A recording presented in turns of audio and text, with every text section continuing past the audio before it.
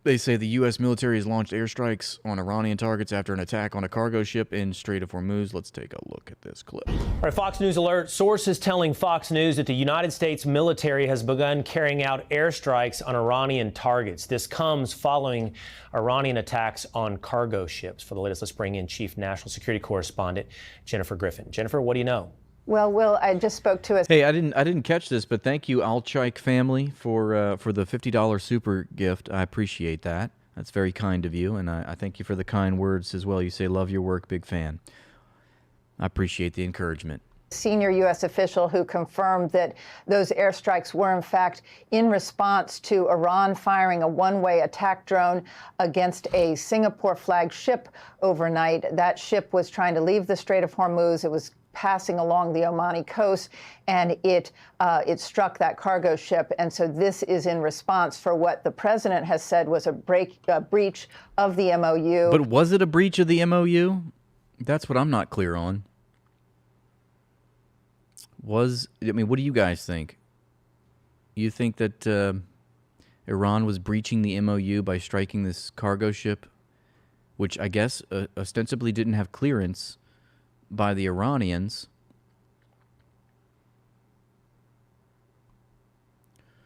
Trump is claiming that was a breach. Now the Iranians are claiming, well, he breached the memorandum by attacking us today. The memorandum of understanding and a breach of the ceasefire.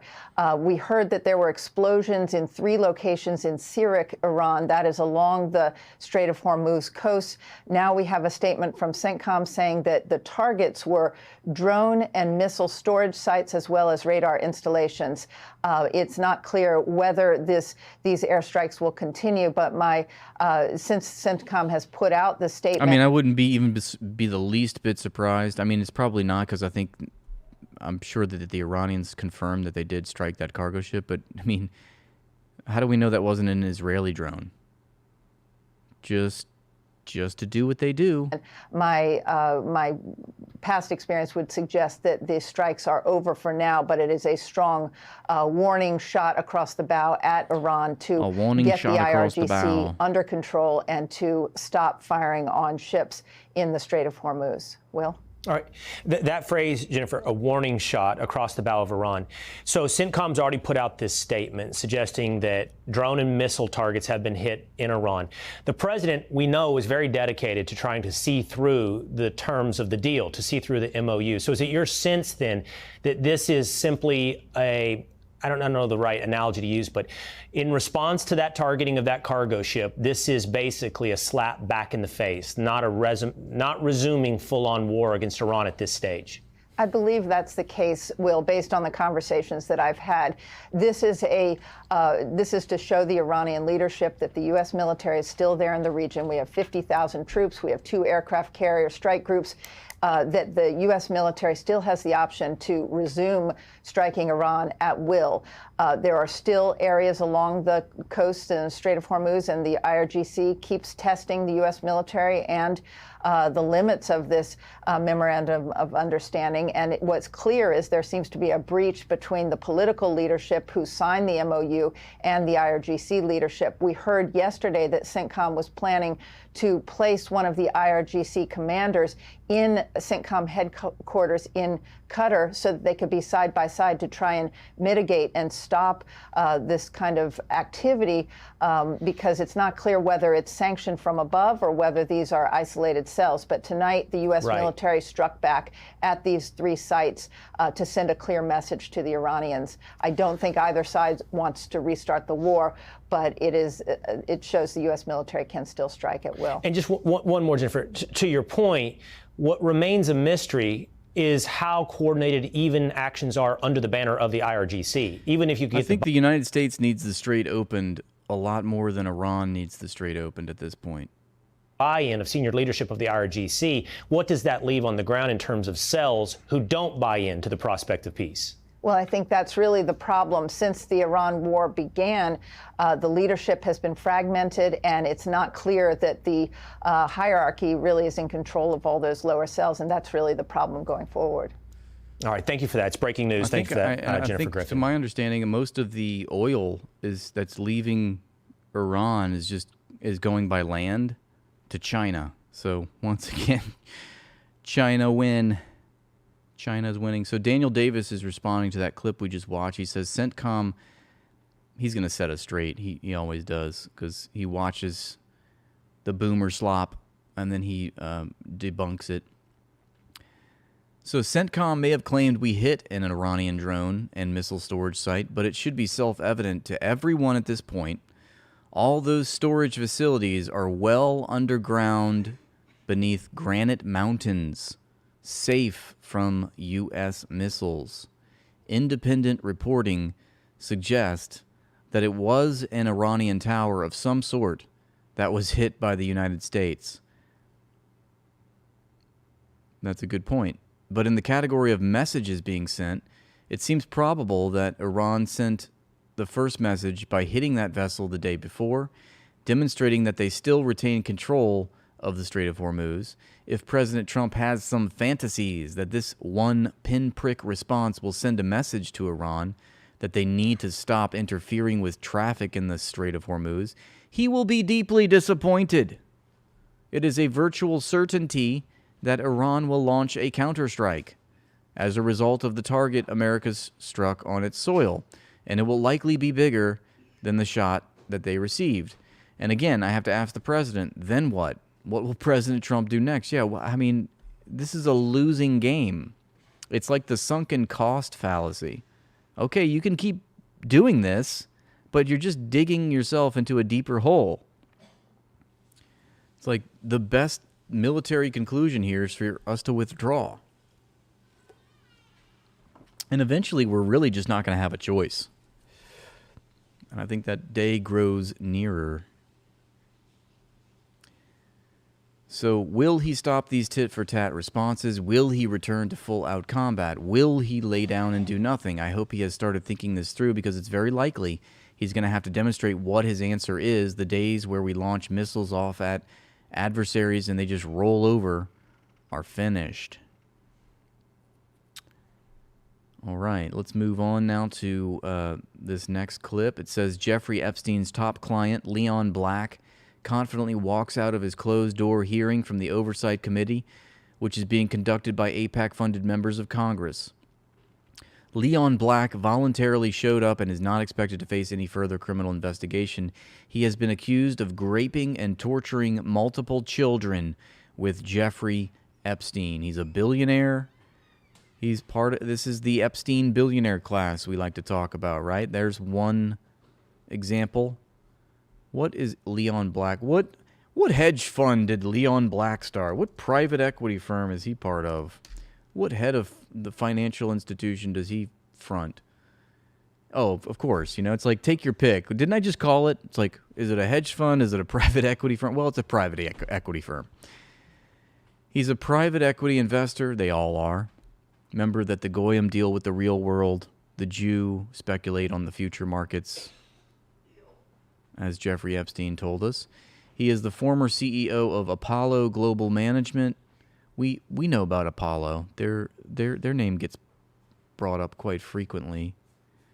Apollo is an American asset management firm, I guess along the likes of BlackRock. As of 2025, the company had $840 billion of assets under management.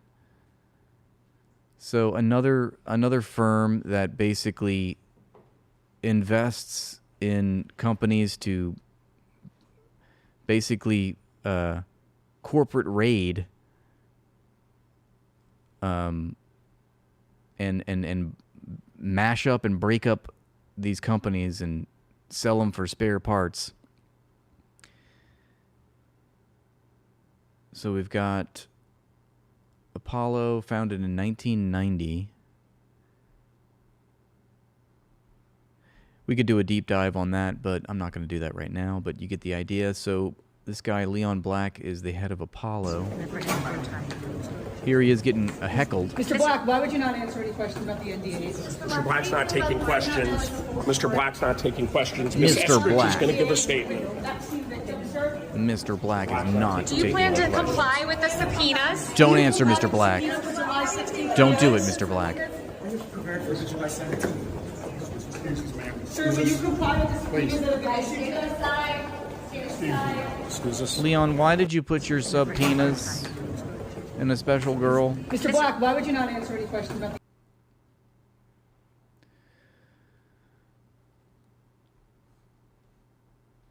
No. It's a fucking sham.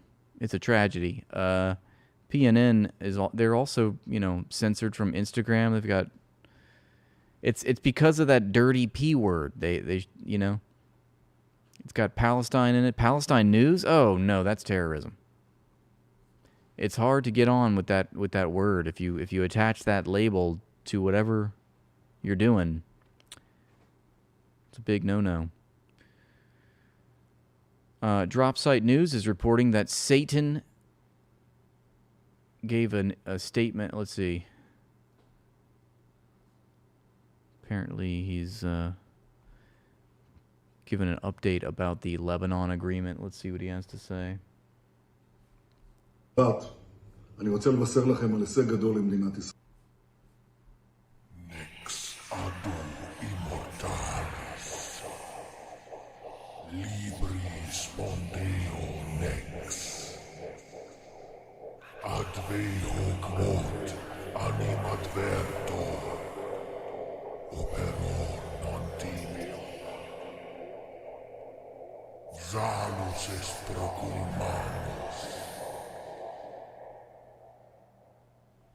What was that?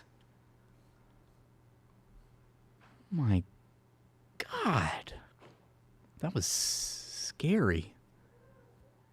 I just summoned a demon in my living room. Demon, be gone. He says the most important point is that Israel will remain in the security zone in southern Lebanon. This is a major achievement, and we will maintain our presence there as long as Hezbollah is not disarmed and as long as there is a threat to the state of Israel. This is also a major blow to Iran, he says. All of these are lies. Iran has been trying to force us to withdraw from southern Lebanon through pressure because reasons. In effect, Israel, Lebanon, and the U.S. are telling them, this is none of your business. You have no role in Lebanon. We are allowing the Lebanese army to begin deploying and taking control of territory. We are implementing 2 pilot zones, both recommended by the IDF. One is entirely outside the security zone, south of the Litani River, and the other is north of the Litani.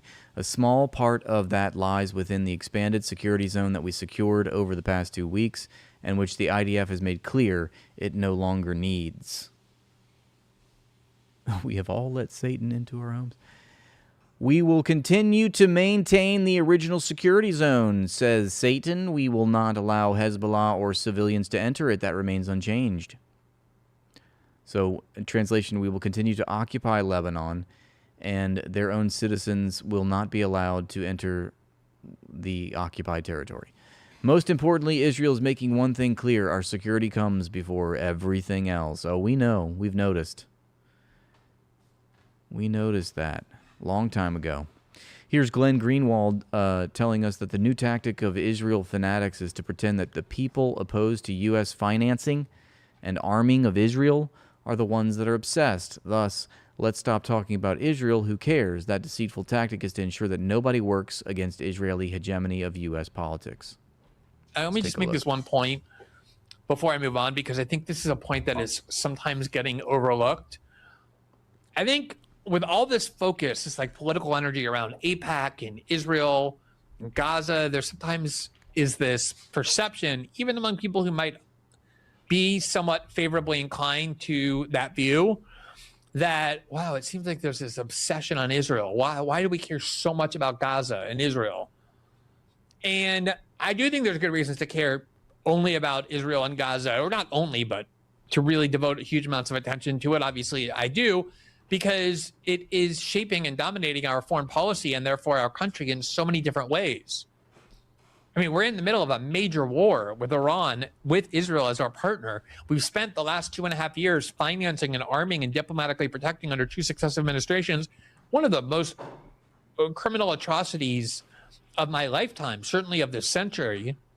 And that has major implications for the United States, even if you don't really care that much about the moral dimension of it, in a way that it deserves the attention it's gotten. It affects all of our relationships in the Middle East, but our standing around the world. But I think a lot of this has become a proxy for much broader issues, in the sense that what we see is this one interest group, AIPAC, that does not have the as its focus the lives and interests of American citizens, but instead the interests of this foreign country. Everybody understands that and everybody knows that. And there's a lot of other lobbies and dark money groups devoted to Wall Street and Silicon Valley and crypto and AI, all kinds of pharmaceutical industry that are also very harmful. But AIPAC's become much more blunt about the exertion of its power, just entering these races and removing members of Congress at will, spending insane amounts of money. Obviously, they just did it with Thomas Massie as well.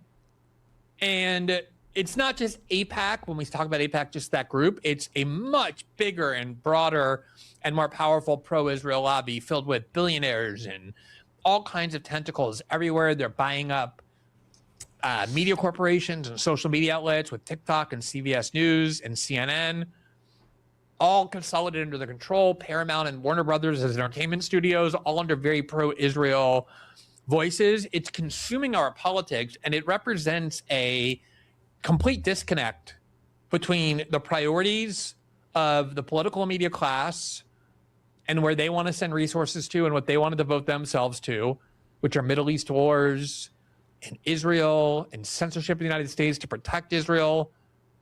It's not people like me or people who are opposed to this who are the ones obsessed with Israel. The ones obsessed with Israel are a political class in Washington, our government.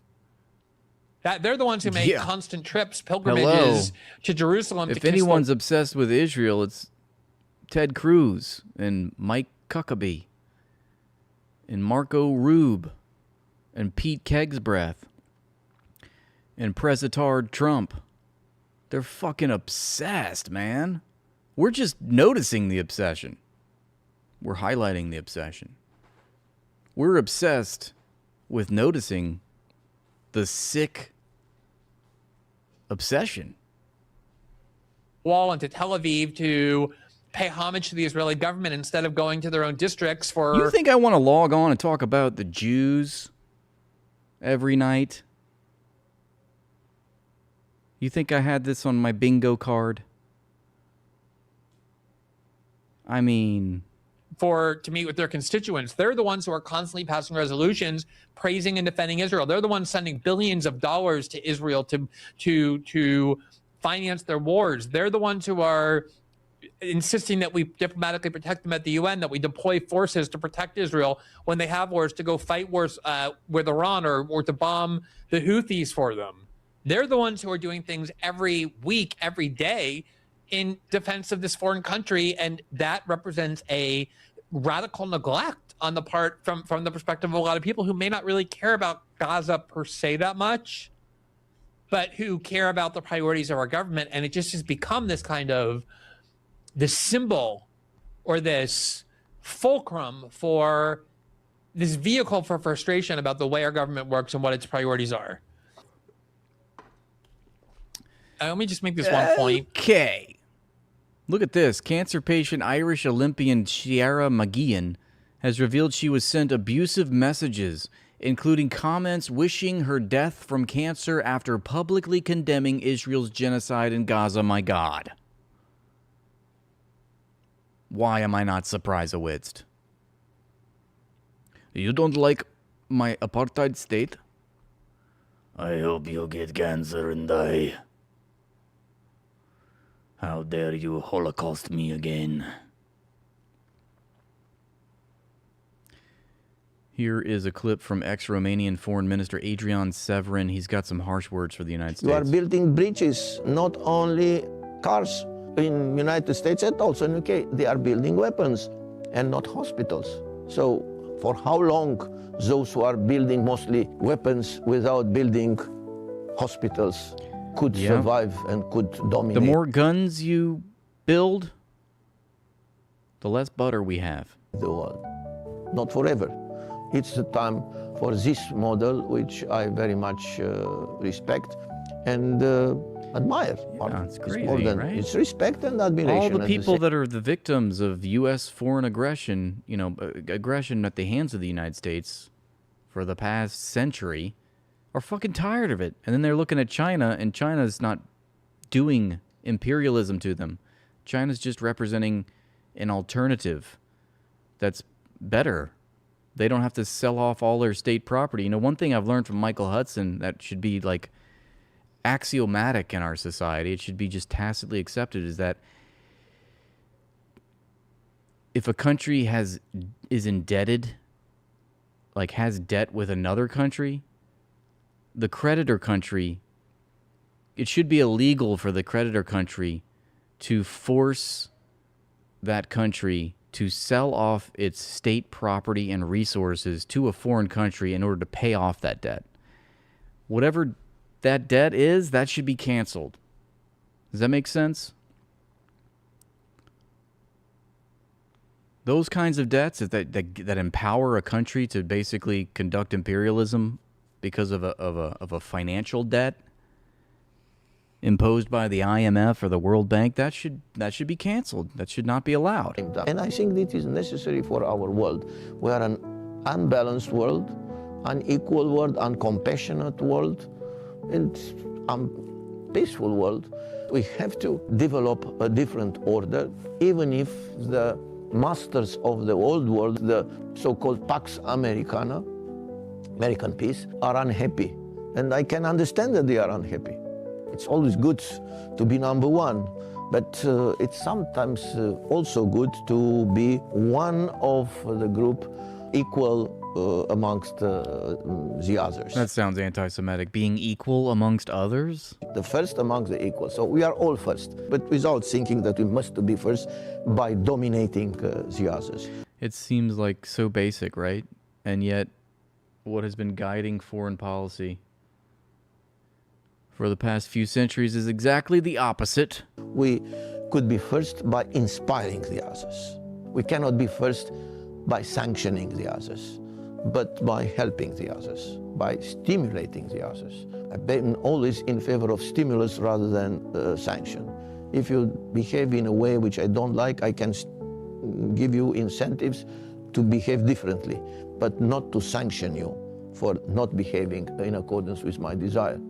I think this is a completely different way of thinking. This is the inspirational contribution of the Chinese culture in building a new world order. But I heard China bad.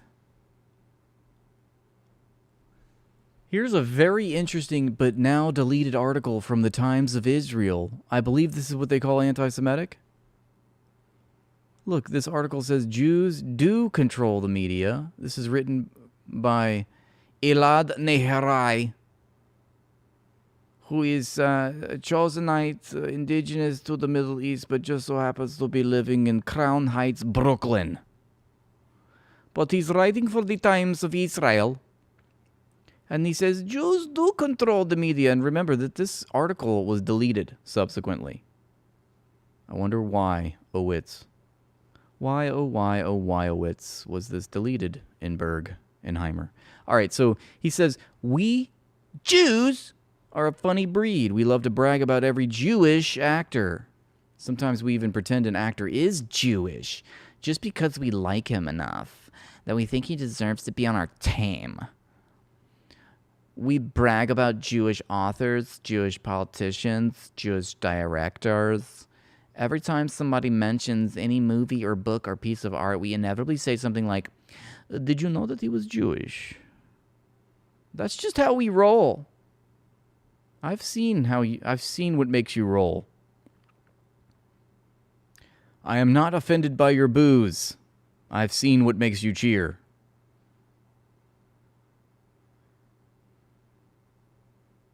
We're a driven group, and not just in regards to the art world. We have, for example, AIPAC, which was essentially constructed just to drive agenda in Washington, D.C., and it succeeds admirably. And we brag about it. Again, it's just what we do. But the funny part is when any anti-Semite or anti-Israel person starts to spout stuff like, the Jews control the media and the Jews control Washington, suddenly we're up in arms. It's like, yeah, we say that, but you can't say that. Because when we say it, we mean it positively. And when you say it, you mean it negatively. And that's an anti-Semitic stereotype. We create huge campaigns to take these people down. We do what we can to put them out of work. We publish articles. We've created entire organizations that exist just to tell everyone that the Jews don't control nothing. But if you say that we control something, then we'll use that thing that you're saying we control to cancel you. No, we don't control the media. We don't have any sway in D.C. than anyone else, more sway than anyone else. No, we swear. We just like everybody else. Does anyone else see the irony of this? I mean, he's low-key based, actually. He's like, wait, but we do, though. I know you guys are calling these people anti-Semites, but we say this shit to ourselves, you know? Same thing with goy. It's anti-Semitic for a goy to use the word goy, but it's perfectly okay for the Jews to say that and to call us that amongst other Jays. Make it make sense. That's all I'm trying to say. Protests have broken out in Beirut after Lebanese authorities signed a framework agreement with Israel that critics believe will further entrench Israel's occupation of southern Lebanon. So here are some clips of Beirut right now. People and motorcycle groups have occupied the roads in Beirut in protest of the Lebanese authorities signing an agreement with the Israeli enemy that legalized their occupation of southern Lebanon and gave legal immunity to Netanyahu regarding his war crimes. Here's the first clip. So this is Lebanon right now in Beirut. That's what they're saying, Sieg Heil. I don't blame them.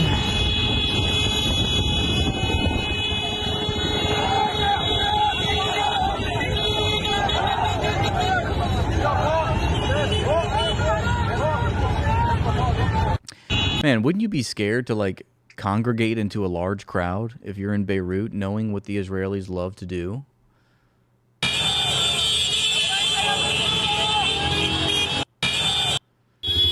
Then again, fuck them. Not the Lebanese. I mean, fuck the Israelis. We're not scared of these cowards. So this post from Daily News Iran is saying that HARP is no more conspiracy theory now, and HARP is alleged to be responsible for all these chemtrails, vapor trails that we see. I don't know. I haven't seen this clip, but let's just check this out. Like, what is going on? This is not natural cloud formations. Look at that. When does that ever happen? What the fuck is that shit? Each of these trailers you see around me have transmitters in them. The transmitters feed power from the main building over there up into these dipole antennas, and basically there are 180 antennas radiating high frequency waves up in the ionosphere. It's a big ham radio, a big HF radio, the biggest in the world. Fundamentally, what this is about is taking the ionosphere at 100 kilometers up and turning it into a laboratory. We can do experiments. We can create bubbles. We can heat small sections. We can create waves. We can excite plasma resonances and do a lot of experiments. We can transmit signals all around the world. We can study the effects of the ionosphere. It basically makes the ionosphere a laboratory, and we can do experiments that no one else can do. It's like the X-Files was real. You're right. Where's Scully and Mulder? Michael Rechtenwald, who is the guy that started the AZAPAC, the Anti-Zionist Political Action Committee. That was pretty based of him. He says, of course the U.S. is bombing Iran again. Or should I say, quote, Israel, using the U.S. military, is bombing Iran again. Israel hated the MOU, and now they got it rescinded as they continue their incursions into Lebanon, and Lebanon signs an agreement with them. Here's Eric Warsaw showing that slavery still exists in the modern era. I don't know where this is, though.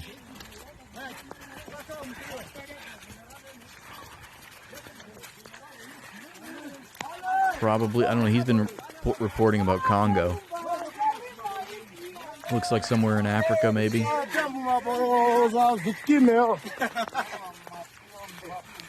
can't believe this shit, man.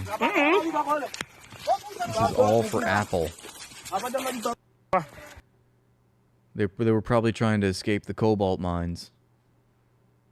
And they're like, no, no, no. Back to the mines. So sad. But that's our supply chain right there. That's the base of our supply chain. Just literal slaves in the third world, in the global south. Here's a clip from Thomas Massey. Let's be honest, he says Epstein was tightly integrated with the Israeli government, especially through Ehud Barak. Walk and talk interview here with Dropsite News. I mean, there's going to be a lot of revelations still to come out over what Epstein did and his connections to government officials in Israel. There's the the audio tape of Jeffrey Epstein advising Ehud Barak on how to leverage the things that he did while he was in office once he becomes a private citizen to extract favors from people. I thought that was very revealing. So I haven't seen the emails you're talking about, but it wouldn't surprise me at all. The Oversight Committee's contribution to this effort has been an absolute and total joke. We basically just bringing people over there and giving them almost a whitewash. Once they do some perfunctory testimony there in the Oversight Committee, they check the box. It says, I've showed up and done something. I mean, there's going to be a lot of revelations still to come out. All right, don't forget to tap that notice button. Every bit helps. Let's get the stream to 1,000 likes. I know we can do it. I just know it. Be a good goy. Apparently Mark Levin is in his homeland and he thinks it's supposed to matter that his fellow Israelis are telling him how angry they are, that the U.S. decided it was in America's interest to stop this war against Israel's primary adversary. Who gives a shit what the Israelis think? Need I remind you? Mark Levin says, everywhere I'm going in Israel, the public here is very concerned and baffled by what's transpiring. Lots of people coming up to me about it, but I have been receiving the same reaction in our country. Have they tried crying about it? But will they cry? That is the top story. Breaking news out of Israel. People are crying. Here's an update out of the Luigi Mangioni's case. Luigi Mangioni's lawyer blasts federal prosecutors for trying to manipulate public opinion and violate Luigi's right to a fair trial. Quote, this information attributed to anonymous sources is part of a troubling, deliberate pattern by prosecutors and law enforcement to prejudice Luigi, manipulate public opinion, violate his constitutional right to a fair trial and impartial jury. Every defendant in America is presumed innocent until proven guilty, including Luigi, who has to fight the same charges twice. Of Luigi Mangioni, who was accused of fatally shooting United Healthcare CEO Brian Thompson in 2024. His attorneys are now accusing prosecutors of trying to manipulate public opinion against Mangioni and calling a report of a possible plea deal troubling. So joining us now is Anna Schechter, the senior coordinating producer for the CBS News Crime and Public Safety Unit. So Anna, what prompted this particular accusation? Well, we saw reports coming out earlier today that defense attorneys and prosecutors had met to discuss a potential plea deal in this federal case. So this statement from Karen Agnifilo, his lead defense attorney, saying that these reports are troubling, that prosecutors are denying Mangioni his right to a fair trial and an impartial jury. She went on to say that everyone has the right to a fair trial here in the United States. And Mangioni, her client, has to fight the same charges twice. And she means state and federal charges. So this explosive statement coming seemingly frustrated. She's frustrated by these reports.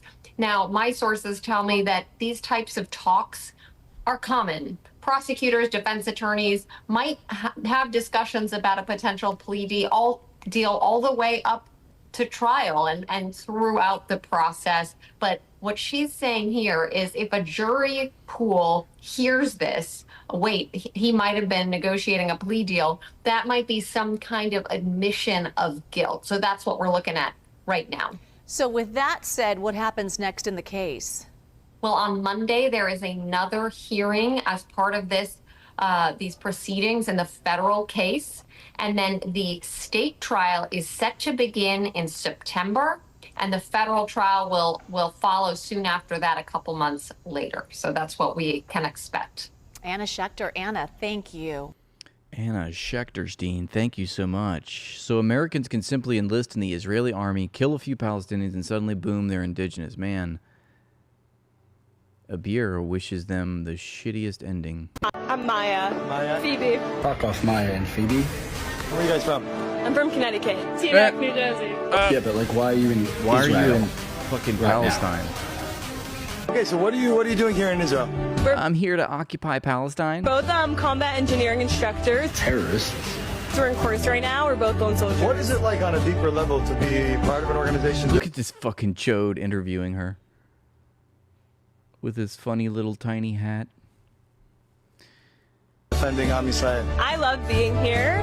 I knew that I wanted to live in Israel, so I knew that if I was going to live in this country, that I wanted to be in the army first to do my part. So to be clear. Oh, you did? Or were you conscripted? Was it mandated that you have to join the fucking occupation army? You're not indigenous to the land. You want to move to the land. Is that correct? You're fighting for a place. I could have just fucked off in Connecticut, but I was like, no, let's go to Palestine and blow up brown kids. I'm a combat engineer. Just want to be super fucking clear, dipshits. So it's been amazing so far. What would you tell foreigners who like maybe hear there's crazy news about Israel? Like, what would you tell them about, like, should they come to Israel? Should they visit? Should they be scared? Don't be scared. You know, I think a lot of us, we grew up as Zionism our entire lives, and we haven't actually done anything practical with it. So. Haven't done anything practical with it? What the fuck are you talking about? You committed genocide.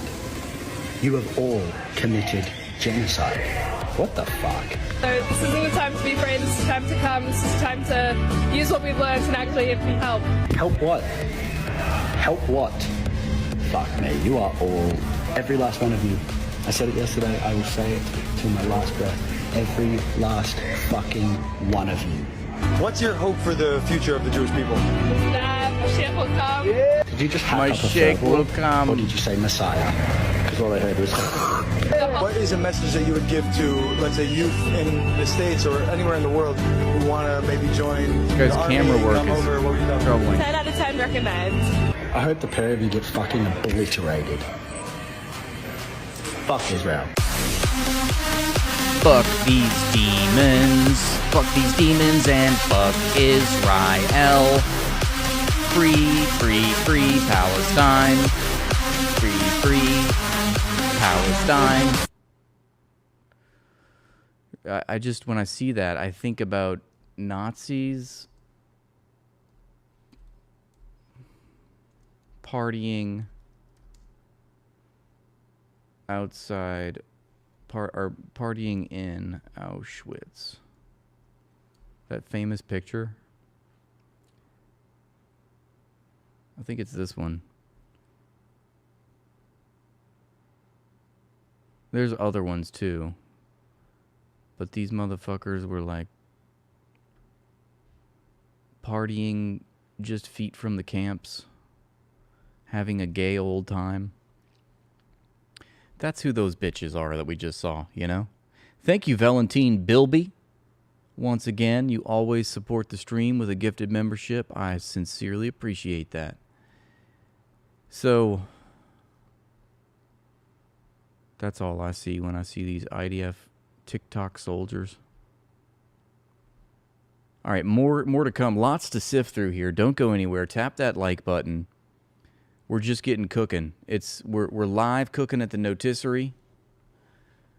and we're going to swing some chickens about it. Keir Starmer in the UK is complicit with multiple genocides, not just Gaza, says Nick Cruz. A report reveals how Keir Starmer and the UK government had previous knowledge and warnings about genocides in Sudan, but helped UAE cover it up to maintain relations with them and the US.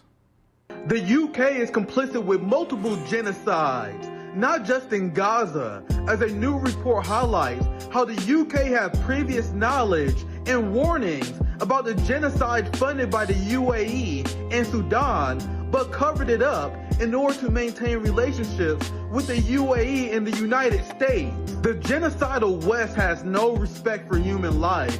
Meanwhile, they have the nerve to lecture other countries. The UAE has fueled a humanitarian catastrophe in Sudan as they armed and trained the RSF, which displaced over 14 million Sudanese people from their home in their barbaric war. The assault on the Sudanese people by the RSF has the hallmarks of a genocide as they engage in torture, kidnapping, and mass executions, including of women and children. Despite the UAE's direct complicity in the genocide in Sudan, the UK continues to support them, and the EU continues to sell them weapons. And those weapons that the EU sells to the UAE was found to be used by the RSF when they committed massacres against the Sudanese people.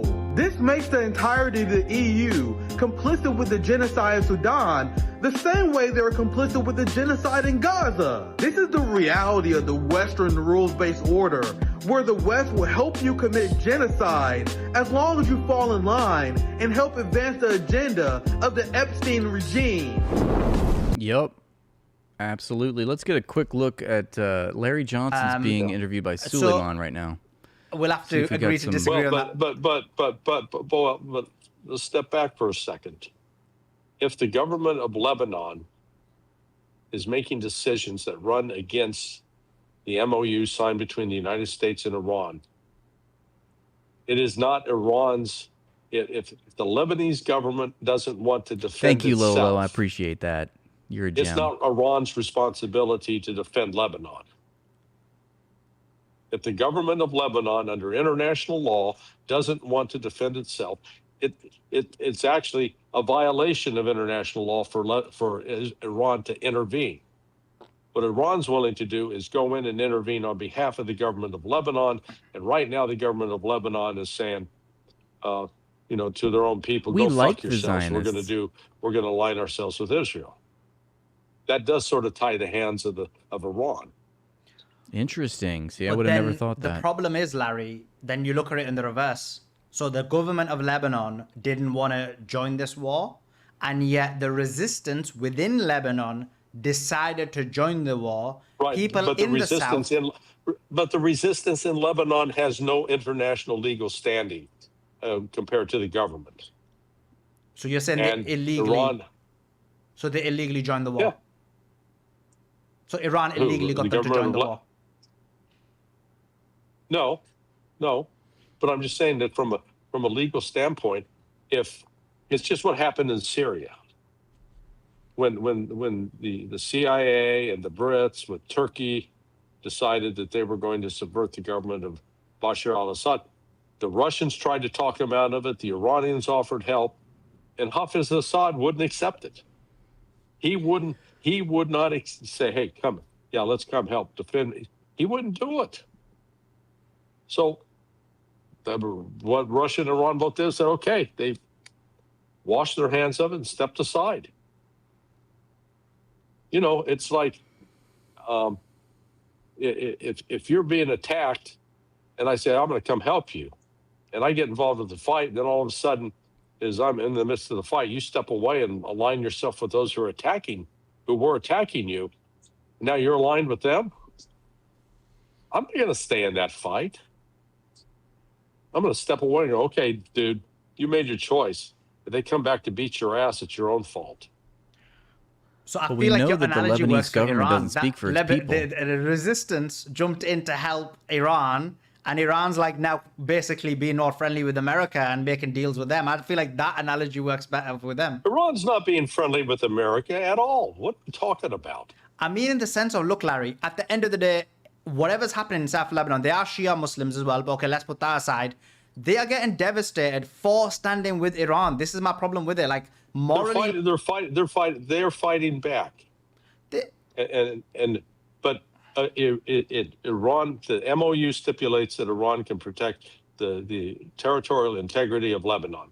If the government of Lebanon refuses to protect its own territory and its own sovereignty, Iran cannot supersede that. No, but Larry, they've refused to do that for the last so many years, even 2024 to 2026. Who's the government of Lebanon? They've failed to protect their own. Okay, so that's the problem for the Lebanese. That's not Iran's problem. No, but I agree. That's not Iran's. Iran's got to defend itself first and foremost. It can't go on and take on the job to change the government of Lebanon. The government of Lebanon has got to make the decision. Is it going to protect its people, or is it going to surrender and bend over and take it up the ass from Israel? They've got to decide. And Iran can't force them to do it one way or the other. Now, that doesn't mean Iran's denying support to Hezbollah. Iran will continue to support Hezbollah. But at this point, the way the MOU reads, to protect the territorial integrity of Lebanon, if they intervene and Lebanon says, no, you're intervening, you can't do that, then Iran can't do that.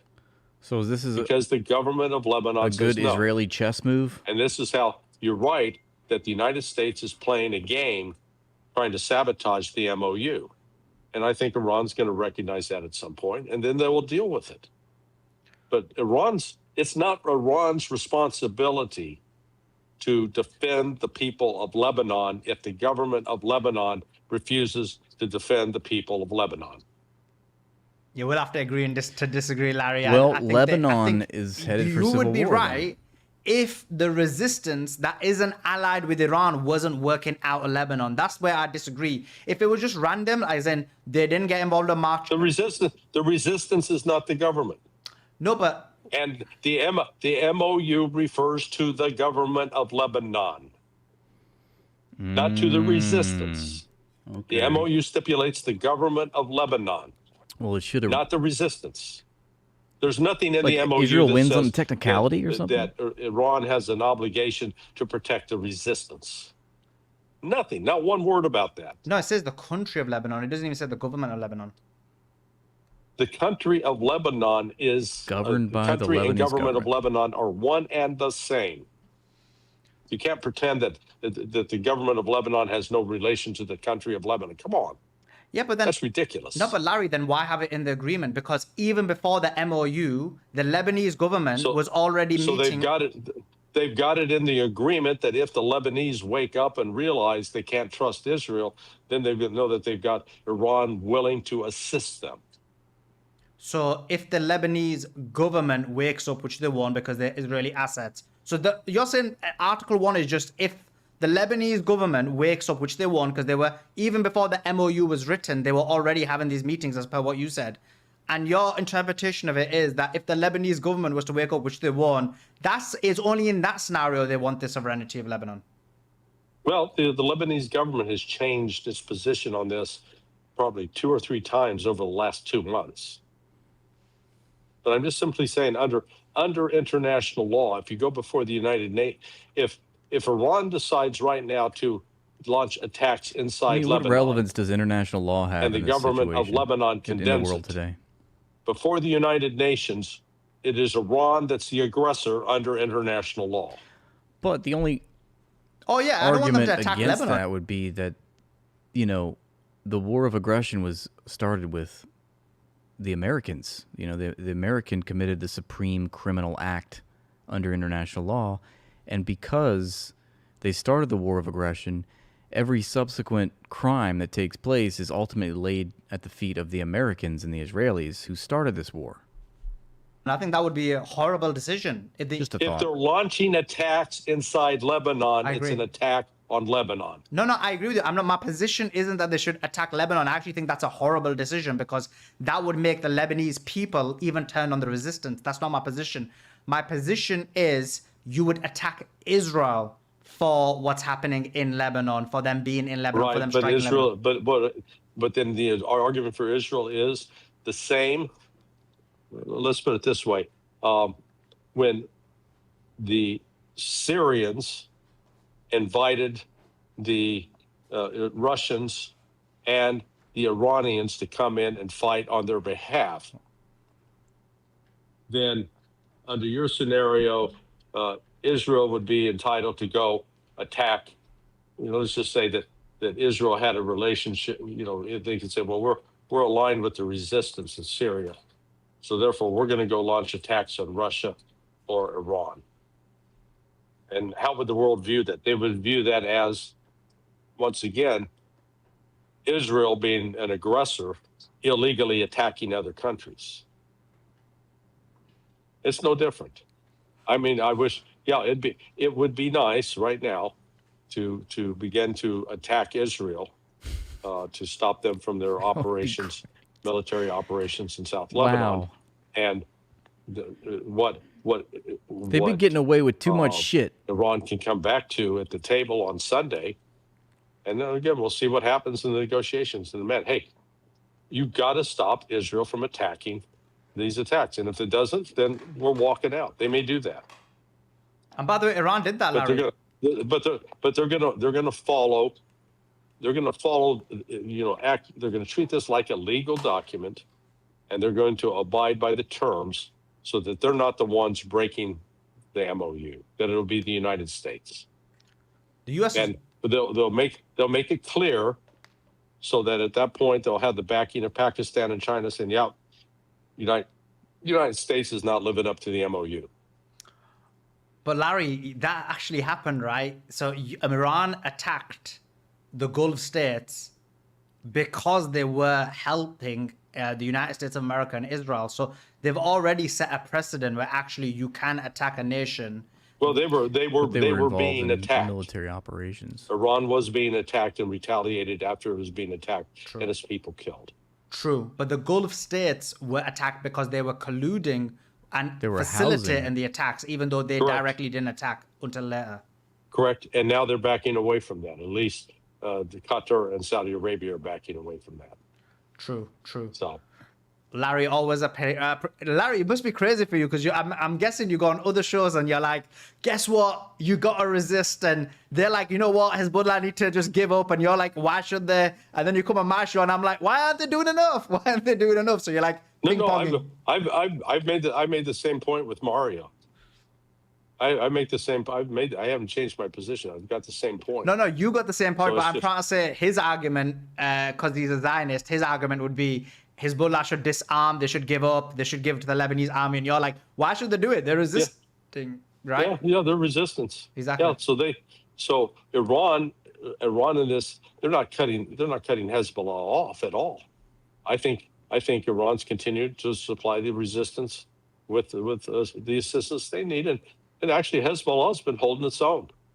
True. Yeah, there are Lebanese civilians being killed. It just further reinforces the narrative that I think Larry's Israel's response is just following. He's giving a very diplomatic take on this concerning international law. He's giving a precedence to international law, which doesn't really amount to much. But I mean, according concerning the Iranians, obviously because they are the subordinate aspect here in this conflict, there's more of a impetus on and a motive on them to follow international law, at least abide by the memorandum, even though the people that they're dealing with are completely treacherous, completely duplicitous, completely perfidious. They don't follow international law. So I think he's just kind of giving a realist take on how Iran is going to likely respond. But not that I agree, because I think, Lebanon is occupied. And even the government, is occupied by Zionists. And, Russia attacked Ukraine because the government was occupied. And it was also, murdering its own citizens, and Russia intervened. So, it's not like it's unthinkable for that to happen in this case. They kill civilians. I totally agree with you know, I understand. I understand your frustration with it. I do. But I think, you know, The memorandum of noticing. Iran's got to play within an international framework. I wish it was different. See, yeah, that makes sense. This I get what he's agreement that saying. the United States cobbled They have together to play today, within I an think is, international framework. again, another example of the U.S. trying to destroy the process, and it'll come back to haunt them. No doubt. Although I don't agree that there is any such thing as international law. It was demonstrated by America and Israel. This thing is a facade that is only used. Well, of course it is. Of course it is. It's the rule. The rules are for us, not for you.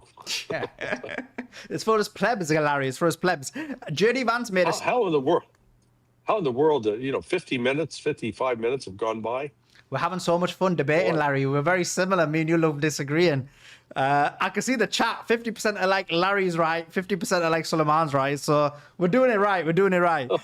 Well, and you know what? We're doing it respectfully. Exactly. Because I hold you in high regard. Same. I love you, Larry. You're my favorite person. And that's not a joke. You really are. Ask anyone. Okay. The Mutual Admiration Society. I was speaking to Robert Barnes and I was like, Larry's like my dad. He was saying this. And he was like, yeah, okay, let's break it down. That's true. I am old enough to be your father. That true. Is true. I'm the similar age to you as your kids. How old are you now? I'm 41. Oh, you're younger than my son. I thought Suleiman was in his early 30s, man. Yeah, so you get to be the younger brother. Yeah, exactly. The slightly darker one, Larry. Slightly browner one. You haven't seen my grandson, Suleiman. Who's Indian. No, okay. Suleiman's pretty based. We're Pakistani. It's conflict, Larry. There's conflict. My goal is to make peace. We all just get along. Exactly. I had a Praveen Sahwani on. He's an Indian Army. That was fun. I'm glad we got that. Took that in. I do have a lot more things to show you here as we go through. Here we just picked off. Why does Kash Patel look at it? Look at his shirt here. Do you see what he's got there? That little label. It looks. Why does he have a ball logo? What is this? Is that in commemoration for all he had to sacrifice to become the FBI director? Never forget, Ball is watching. Don't fuck this up, little poop cheat. I'm sorry. We love the Indians. I love Indians.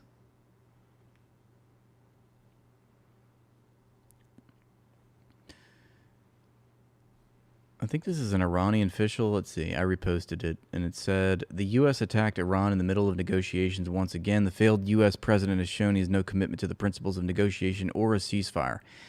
This reckless violation of the ceasefire will, as always, lead to retreat and regret on their part. The blame game does not work anymore. Laura Loomer says, I'm told multiple U.S. senators and members of Congress contacted the White House and the president directly today about how Tucker Carlson is so toxic.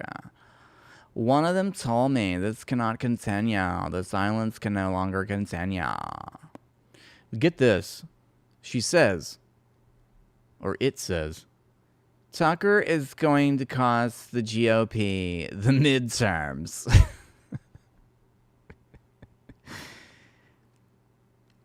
So in Laura Loomer's warped mind, she thinks that what is costing the GOP the midterms is not the war with Iran, not Trump's approval rating, or unapproval rating, we should say, but it's Tucker Carlson. That's the main problem. How do people believe this shit, you know? You have to be a mental midget to be like, oh yeah, totally. Nothing to do with policy decisions. Nothing to do with the price of gas. The fact that, 70% of Americans are living a precarious life that can't afford the minimum quality of life, can't afford human dignity. Gas is going to continue to rise because of this war. But no, it's Tucker Carlson's the problem. She says lots of Republicans are sitting the midterms out over the GOP's refusal to condemn his vitriol. Vitriol. Tucker Carlson's vitriol is costing the GOP the midterms.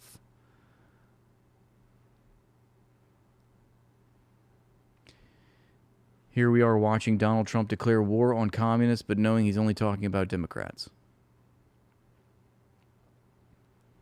Yeah, apparently Donald Trump was talking about communism earlier today. We'll have to take a look at that. I think I have clips of it. But it's bad news for U.S. radar systems and military equipment in the region. Iran's coming to clap those cheeks. It's going to be a booty-clapping affair over the next 24 hours. This weekend's going to be wet and wild. Pretty sure. What do you guys think? You think it's going to be like tit for tat, and then we're going to be back to, on Monday, saying, oh, all is well. The memorandum holds. You better believe it's Taco. Taco Trump. Taco Trump-tard. Mike Harry Johnson says if we were to lose the midterms, heaven forbid, these Democrats will turn every committee of Congress into an investigative body, and they will go after the president's family, the cabinet, his donors, and friends. Half of you in this room will be targeted. He's fear-mongering. That's good. That's a good thing to see. If we were to lose the midterms, heaven forbid, these Democrats, y'all, impeachment's not even the big... How much Botox do you think he has and is injected into his supple cheeks? concern. They will turn every committee of Congress into an investigative body. You know he's 67 years old. And they'll go after the president's family, the cabinet, his donors and friends. Half of you in this room will be targeted. I run the protection program. I'll take care of you, okay? We're going to win. We're going to win the midterm, okay? All right? If we were to lose the midterms, heaven forbid, these Democrats, y'all... Man, if there ever was an argument for losing the midterms, it's ensuring that the Trump family will pay for being traitors. It's like, oh no, they're going to open an investigation against President Trump and his family? Wait, okay. Well, sign me up.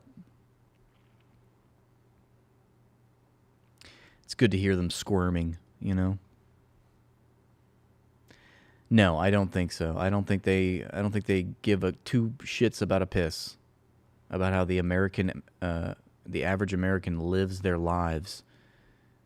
Because we have a kleptocracy. We have a plutocracy governed by kleptocrats. And these politicians are merely actors.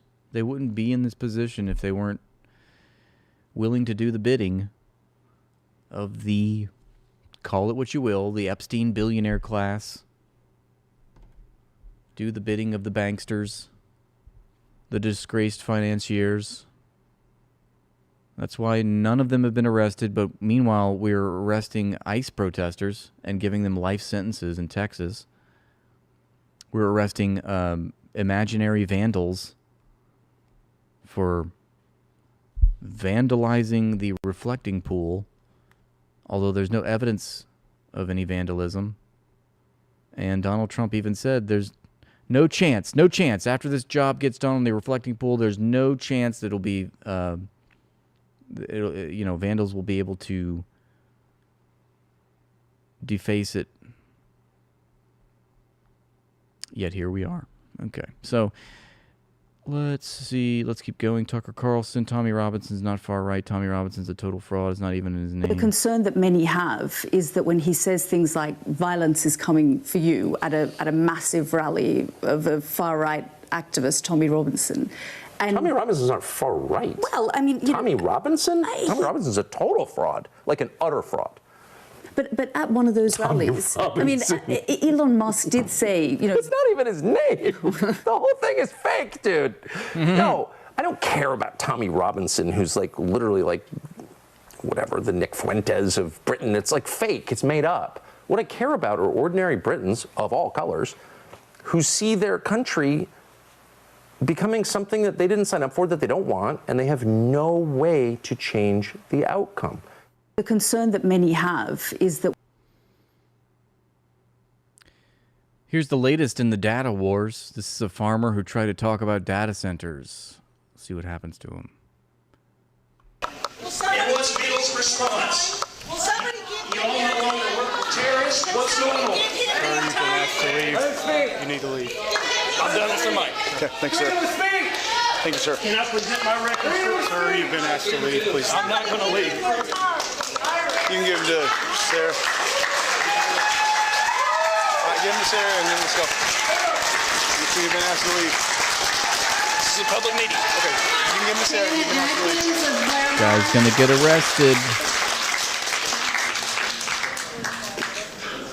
On what grounds? Right now. I said On what grounds? Right now. Wow. Wow, they Can you get my folder, fucking please? Yep, I will. Can you get my notepad? Yes, sir, I got it. I'll get your phone too, bud. My phone's back there. What a fucking despicable country. We need to get through the meeting so that everyone can tell. You want to take that? Sure. And nobody does shit. Excuse me. I'd be like Jesus up in that room, flipping tables and chairs and shit. What is going on? In the United States, policy on AI is set amid considerable public debate. In China, such debate is not allowed, but we shouldn't confuse silence with consent. Oh, yeah, let's talk about China's data center problems. China has like 400 data centers total. We have like 6,000, and we're building thousands more.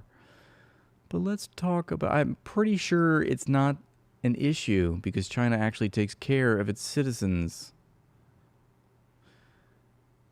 Glenn Greenwald says, I don't know what broke in the Matrix, but watching John Bolton not only plead guilty to a felony, but the specific felony he spent decades depicting as the most egregious, calling for life imprisonment and execution for it, is a level of karmic justice that I didn't know existed. So Bolton here is talking about his mishandling classified info. This is a serious crime, devastating indictment, end of Trump's career. Oh, he just pled guilty. So this is an older clip of him saying this is the worst thing, and then now he just literally pled guilty to that exact thing. Then he has committed very serious crimes. This is a devastating indictment. I speak here as an alumnus of the Justice Department myself, because not only is it powerful, it's very narrowly tailored. They didn't throw everything up against the wall to see what would stick. This really is a rifle shot, and I think it should be the end of Donald Trump's political career. Well, now it's the end of John Bolton's freedom.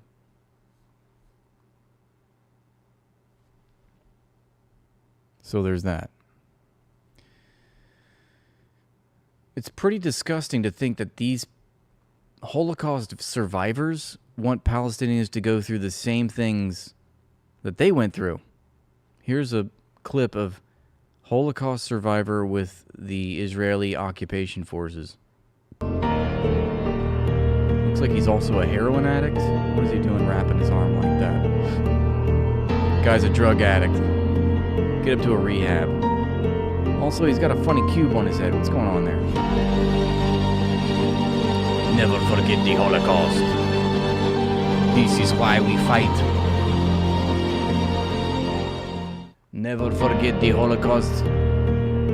This is why we fight. And this is why we poop our diaper.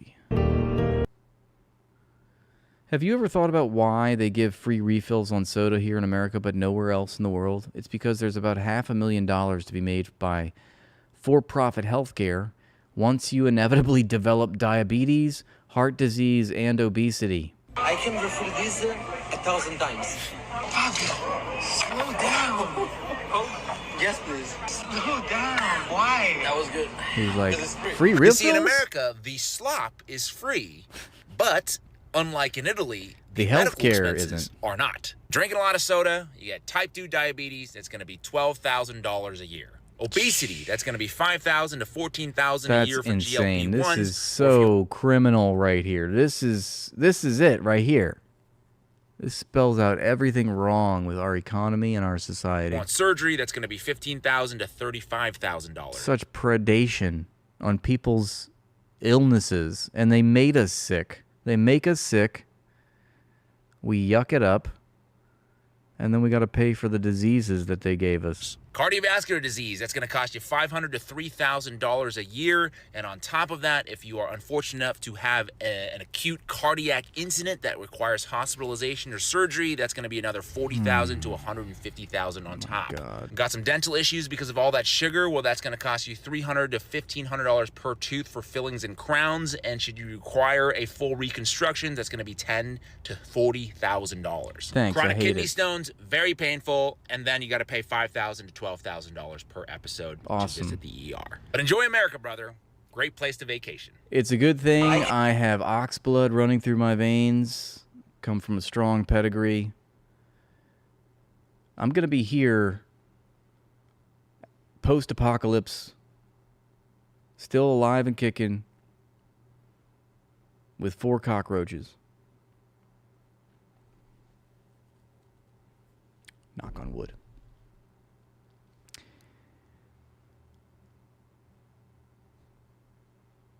But no, that's really scary. I mean, thank God I don't have like a severe illness. Thank you, Ball. Please, Ball. Don't make me sick. Daniel Davis says, I know President Trump loves to look tough, but we have to be very careful about striking Iran because the days are over when they'll just suck a missile down and do nothing in response. You can count on something coming back in our direction probably within a day, maybe less. So we're in the waiting game right now. We're in limbo right now, waiting to see how is Iran going to respond to this latest strike, this latest escalation committed by the United States earlier today. They struck radar systems. They struck what they call, I don't know, missile defense installations along the coast. They struck Sarik, which I think is an island off the coast of Iran, if I understand correctly. Thank you for that gift, Khaled. So the absence of a strategy behind our actions is painful to watch. Surely our senior leaders know that any attack that we make on Iran in response to the allegation of an Iranian strike on a vessel in the Persian Gulf is going to elicit a counterattack from Iran. What are we going to do if something important is hit on the American side? I think a lot of important things have been hit. Very expensive radar systems housed in Qatar have been hit. The Fifth Fleet has been hit. I mean, billions of dollars worth in damage, never to be reconstructed. You can see it wouldn't take much to get this stupid thing spiraled back into a hot war. According to an informed source, 2 projectiles have struck a telecommunications tower in the Sarik area. So there you go. همان گونه که شما گفتید مردم شهرستان سیریک در شرق استان ما هرمزگان. Okay, it's not in English, so I don't understand it. Apparently they're writing Lucas Gage diss tracks. Look at this. White people are worse than the Jews, actually, and it's terrible that there are so many of them, says Lucas Gage. But listen to this. Yeah.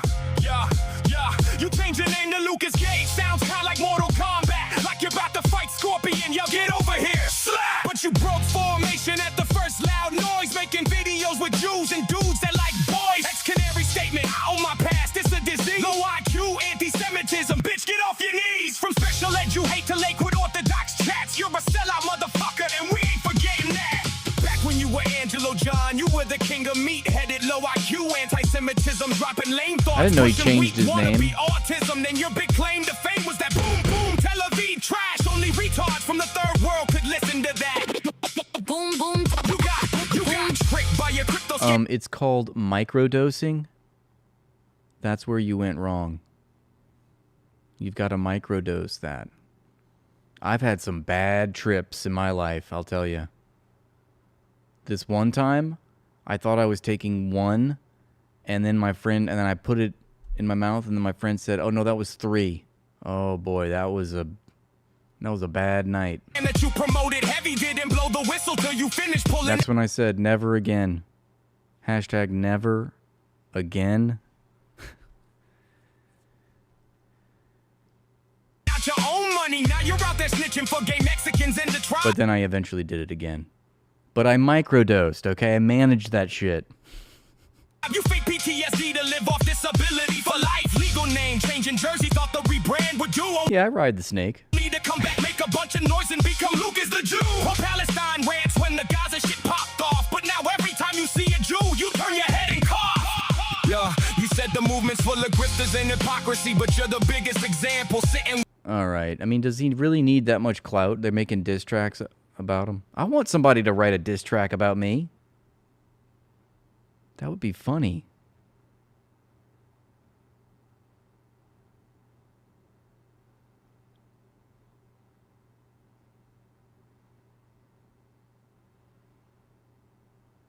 The name of the song? I don't know. The Schmendrick? Not sure. Here's what Mark Levin sees every time he posts. We don't want you. We don't care if you're offended. Get out. Go home.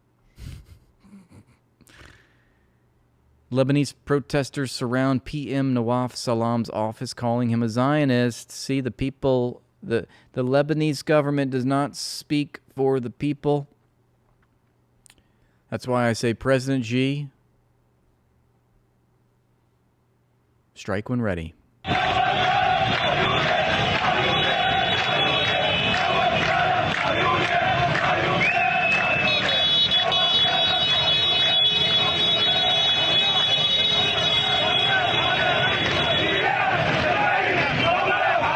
I mean, how despicable, you know? The Israelis are slaughtering Lebanon, you know, carrying out a genocide in Lebanon right now.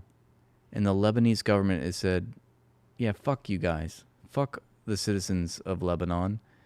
We're okay with the Israelis. We're going to actually sanctify it and legalize it and mandate it. That's just crazy.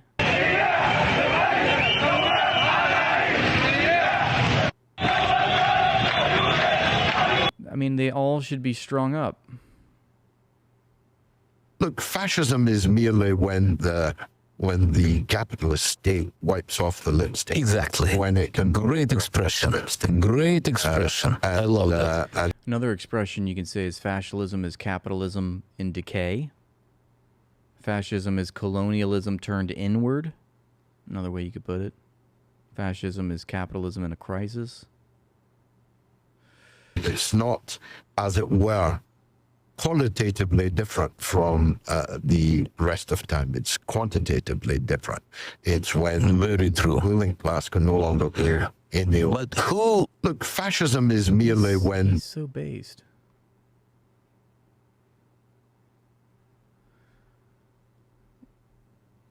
People are saying that. I mean, what do you guys think about this theory that Charlie Kirk was shot, or there was a shaped charge in his microphone, and that's what did it? It wasn't a gunman in the grassy knoll named Shlomo. I mean, I wouldn't be surprised if they have some sort of technology we don't know about. Let's see. What are shaped charges? I really don't know. People are talking about. Ian Carroll's talking about it. A shaped charge is an explosive device engineered to focus and direct its blast energy into a highly concentrated high-velocity jet.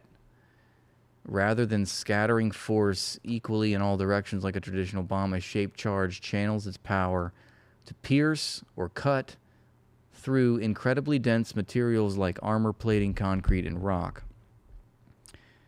The extraordinary piercing capability of a shaped charge relies on a physics phenomenon known as the Monroe effect, of course. The process happens in microseconds through specific stages. Stage 1, the hollow geometry. The explosive material is packed around a hollow internal cavity. Talk about Don't talk about your mom like that. Most commonly shaped like a cone or a hemisphere, this cavity is lined with a thin layer of ductile metal, typically copper. The detonation wave. When a detonator fires at the back of the charge, a high-pressure shock wave travels forward through the main explosive. As the shock wave hits the hollow cavity, it forces the metal liner to collapse inward and on itself at extreme pressures. I mean, I still think that there was a gunman behind him. Back and to the right. And then you saw like the smoke trail from this window. I don't know. I think it was like a Mossad sniper. That's my own personal. I obviously don't believe the FBI, of course, when they tell us that Charlie Kirk has a magic neck. Yeah, I don't think so. Duchess, thank you for your support of the channel, and thank you to Obi-Wan for moderating and being so based all the time. The globe behind you is making it look like you have a tiny hat on. Damn it. All right, yeah, you know, people have been saying this. I need to fix this right now. This is getting out of hand, okay? I don't have a tiny hat, okay? As you can see, it's not tiny at all. All right? See that? The globe is gone. No more globe. It's a flat earth anyway. I'm just kidding. I'm not a flat earther. Don't quote me. Thank you, Duchess. Globenstein. Yes. Dr. Globenstein. Globowitz. Okay. So that's some information about a shaped charge. Here's a classic Freudian slip. We've saw this before, but it's pretty funny. She says, "The babies we eat." This is to be Jew, aware that we are affecting our own evolution by everything that we do. The babies we eat, the food we eat, the wars we fight. Everybody's shocked. The babies we eat? And then she says, "Oh, I'm sorry, I misspoke. I meant the babies we grape." And then the entire crowd settled down. Oh, okay. I thought you said the babies we eat. The babies we eat.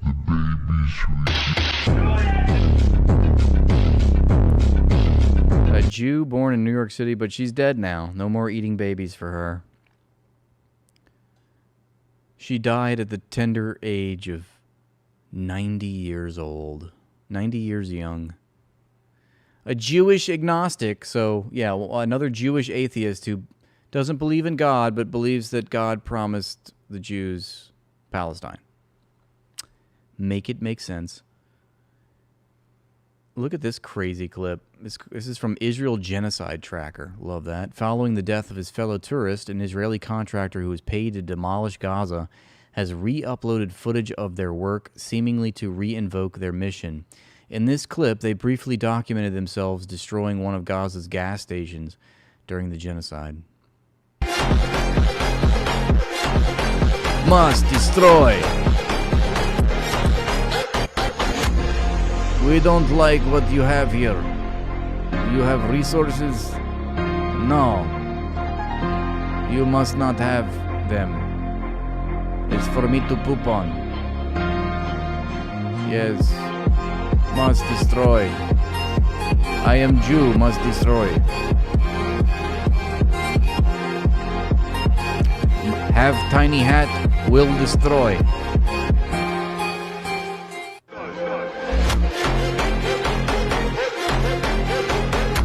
Jesus Christ. Imagine just flipping over. I feel like I'm in a no wonder they have so many quotes from IDF soldiers saying it's a video game. We just press buttons and it go boom.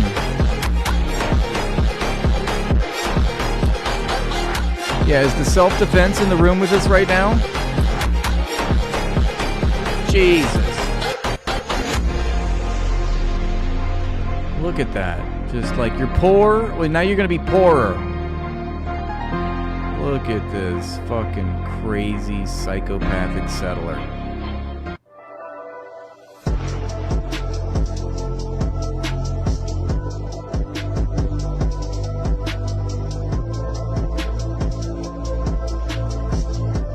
What are we doing?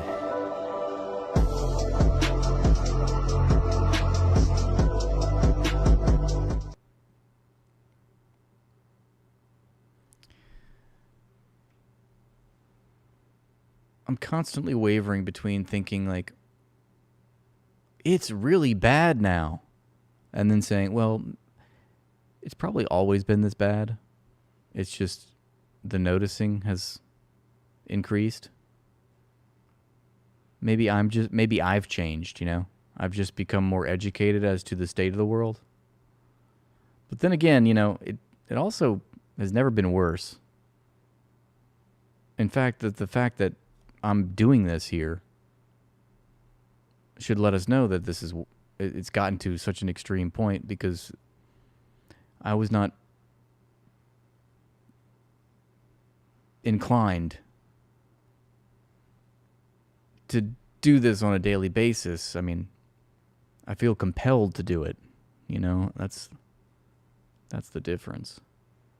So if I'm talking about it, you know shit's bad. Things are worse. It's like, it's maybe a bit of a both.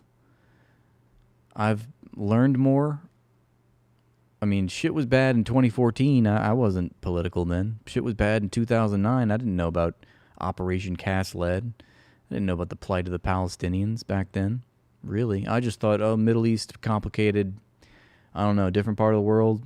Not my problem. But no, it very much is my problem. But let's take a look at Jews crashing out on Reddit. What do you say about anti-Semitism? This guy says, fucking irritating how they refer to themselves as goyim. It's really fucking irritating when they refer to themselves as goyim. They're trying to play the victim. Oh no, woe is me. I'm suffering under my evil Jewish overlords. Like, fuck off. Jewish people have always been a marginalized minority group. We were nearly genocided during World War II. Nearly? I thought you were. So there was no... Is he a genocide denier? So the Holocaust was not a genocide. It was almost a genocide. And now these white supremacists are LARPing like they're poor, helpless victims. It's blatant anti-Semitism. They're crying out like victims as they put us down. It's absolutely vile, inhuman behavior. They think goyim is some kind of banner they can rally under. Much like how black people rally under the N-word. Oh, yes. They rally. They rally under the N-word. It's sociopathic behavior. So, I mean, are we to take from this that, I mean, we didn't invent that word, you know, just like the black people didn't invent the N-word. It was invented by racists, you know, against that particular ethnic group. And yet we're supposed to believe that goyim is somehow like the N-word, but that's not our word. That's what the Jews came up with. So are they saying that goyim, are they unwittingly admitting that goyim is indeed a pejorative term, much like the N-word is? People who do this aren't human. They have no empathy for anyone they want as dad. Why is the word goyim trending? You know, why is the word goy trending? Why are we even saying this right now? Was this on our radar a couple of years ago? I'd never heard this word. Why has it hit mainstream? Well, it's because there is this country in the Middle East that calls itself the one and only Jewish state, and it's got a lot of funny ideas about its political program, which is informed by its religious ideology.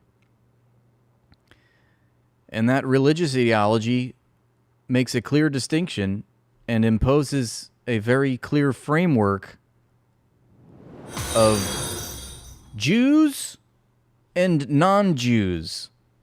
Jews are supreme, chosen, elevated, first-rate, first class, and non-Jews are goyim, the underclass, the goy cattle that are there to literally carry out the mundane menial tasks that Jews need to have done on Shabbat.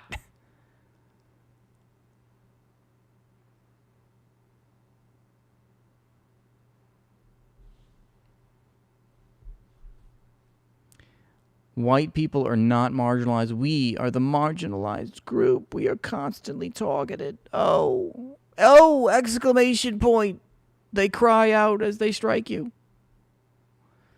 Oh, but you're the poor, poor goyim. When will these white supremacists learn? Every other ethnicity has a word for outsider. The fucking Japanese call outsiders gaijin. Yeah, well, I don't think that the Japanese are ethnically cleansing and genociding the Palestinians right now. Are the Japanese committing a genocide right now? Class. Why are we using the word goyim? Well, because the one and only Jewish state is carrying out a genocide, and we're noticing not only the genocide, but all of the ideology that is informing that genocide. And it turns out, oh, lo and behold, they think that they are better than us. They treat us like slaves. They think of us as like slaves, and we can quote their own holy books as evidence to support this claim. And not only that, but their own citizens. They say this. They've admitted it. They have drawn this line of demarcation. Okay, we didn't create this framework. Because they are overrepresented by all of our public institutions, they, have enormous political and economic power over our society. So we're noticing this. And now they're butthurt because we're that's no better word to say for this than noticing. Of course they want to outlaw the word notice. Because it's like it's anti-Semitic to notice the things that they say and do out loud in full view of the entire world. But when the consequences of our noticing are brought to bear, then that's anti-Semitism.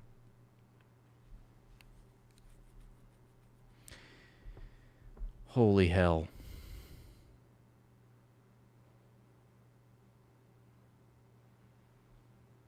See, look, but when the Jewish people call outsiders goyim, all of a sudden there's a problem. No, there's a problem when the one and only Jewish state commits a genocide. Tangentially, we're noticing that, hey, it's kind of baked into their culture that they just think they have this supremacist ideology. And that's the point. That's the whole fucking point here, is that they're doing crimes. They're destroying entire civilizations. You can't even say they're doing one genocide. They're doing two genocides now. That's the fuck of it. That's the real point. That's the point of contention. All these other things about the rhetoric surrounding the genocide is just ancillary. It's superfluous, but it's something we notice. I don't think anybody would really care if Jews weren't committing a genocide in the Middle East. I don't think we'd care so much. We wouldn't have even known that you guys say goyim and goy.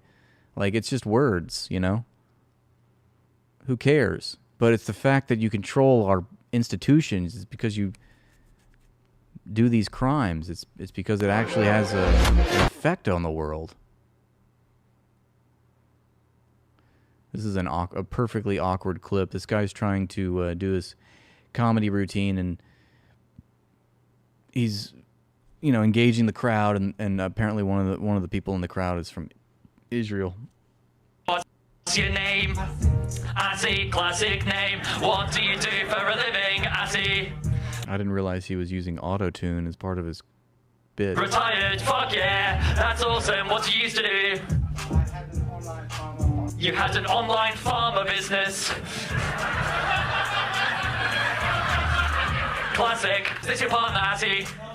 Your sister? Hello, sister. Is he insecure about the sound of his voice that he's got to use auto-tune for his stand-up comedy? Why do you need to use auto-tune for speaking?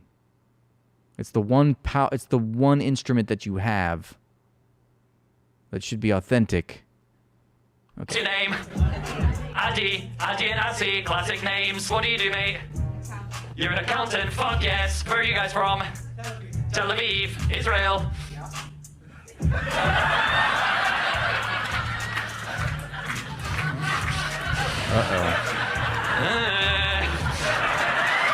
You're Israeli. What's your favorite genocide? What are we talking? We're talking Armenian, Bosnian, Cambodian, Rwandan, or the one your government's committing. What's your favorite one? That one. Oh, they're like, yeah, no, we like that one. Truthfully, we are being quite harsh because we don't know, just because they are Israeli, it's xenophobic, we don't know if they support the Israeli government. Oh, they so do. We'll give them the benefit of the doubt. Actually, no, fuck it, I'm going to ask one. Do you guys support the Israeli government? Yes. Ooh. Get out. He's nodding. Seriously. Yeah.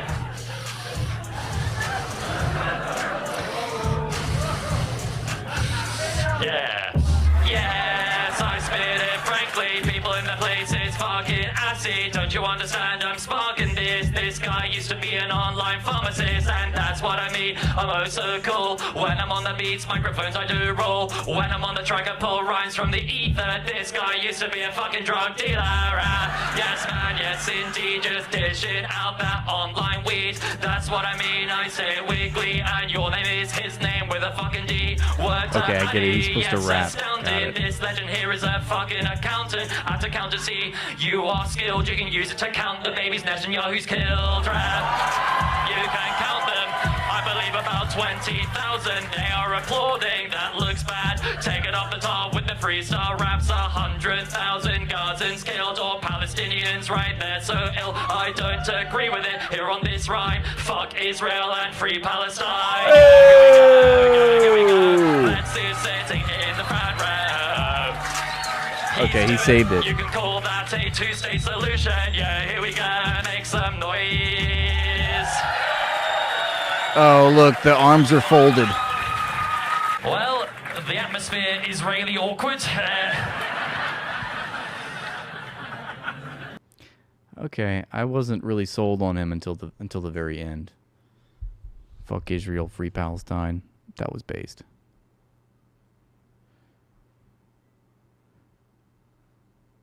Is Piers Morgan actually being based in this clip? But do you believe, okay, but John, do you believe that the ratio of civilian deaths to enemy combatant terrorist deaths in Gaza, for example, is the best ratio, if you like, that we've seen in modern warfare? Is that your belief? And so I stated that early in the war when there were people doing false comparative analysis. But do you still believe that about Gaza?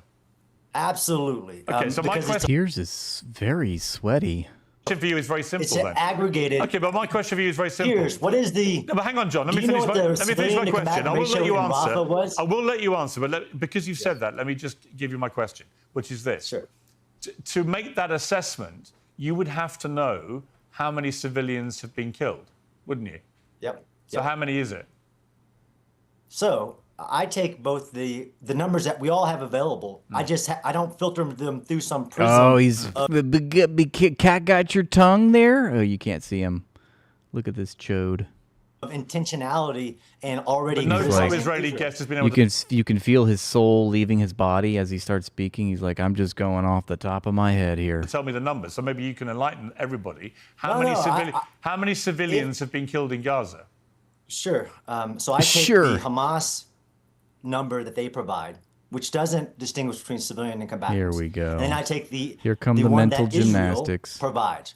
I have done enough research on all the numbers of any urban battle to understand when do we have a number and then how is it determined. That's hilarious, because if you did do the research on every urban battle, you would find that if you summed up the entire list of casualties of children, what Israel did in Gaza since October 7th is exponentially way larger of an amount of children casualties than all of the other urban battle conflicts in the world combined. And that is like going back years. And sure, so how many civilians have been killed? According to Hamas, 72,000. What is your belief? 72,000. My belief is I like how he just says that like it's nothing. 72,000. That is a fuck ton of dead children. And that's not even half of it. No, I appreciate you with that number, but that was the number offered last year in June, okay? I covered this. 680,000 dead was what was being reported. And I'm going to totally forget the institution, but there was a team of like expert researchers who were, who has spent their entire career, assessing these kinds of conflicts. And that's even a euphemism to say it like that, because this really doesn't compare to anything in the modern era. But that's the number that they gave last year. And even last year, I think that was an underestimation. So, but you're right. It was reported 680,000 dead. We don't have.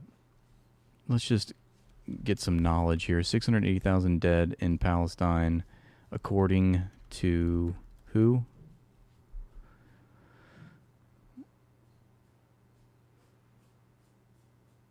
They think that I'm saying who. Like World Health Organization. No, dumbass. Fucking AI, dude. It was the Lancet study. That's what it was. Researchers extrapolated from a Lancet study that examined violent trauma and then utilized a projection formula from conflict research. They concluded that for every direct violent death, that's what it is, for every one direct violent death, there could be up to 4 indirect deaths resulting from siege-imposed deprivation. Yeah, most of the deaths that have happened in the Gaza Strip have not come from Israeli airstrikes. They've come from the Israeli blockade. They've come from starvation. Of the 680,000 estimated casualties, the authors projected that approximately 380,000 were infants under 5 years old. 99,000 were children over 5, 63,000 were women, and 138,000 were men. While some UN officials,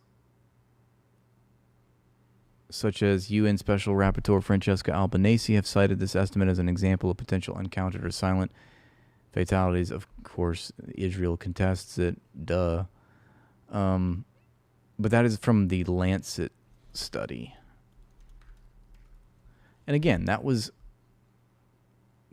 last year, I think, based on data from like January of 2025. So the study was released in June, but it was looking at data that was from January. So I mean, that's another year and a half from now. And it obviously, we know they're killing people in Gaza still and in the West Bank. So this figure comes from an analysis by independent researchers such as Dr. Richard Hill and Dr. Gideon Polya, utilizing an estimate of indirect deaths. They applied a multiplier of 4 to violent deaths to account for deaths imposed by deprivation, suggesting a massive silent death toll. The Lancet violent death estimate. So the Lancet study only reported violent deaths where you had people that were victims of an airstrike brought into the hospital. So it was only accounting for victims that were pronounced dead in a hospital. And as you know, and as we know, that a lot of them didn't make it into the hospital. Most of them are trapped underneath the rubble still. The foundational data for violent fatalities stems from peer-reviewed Lancet Global Health research, which found that official administrative health numbers were significantly undercounted due to the destruction of infrastructure. This research estimated 75,000 violent deaths in the first 16 months of the conflict. Again, that's only That doesn't count for anybody that, where the bodies were never found. It's for bodies that were reported dead in a hospital. The 680,000 calculation is highly contested by various demographers.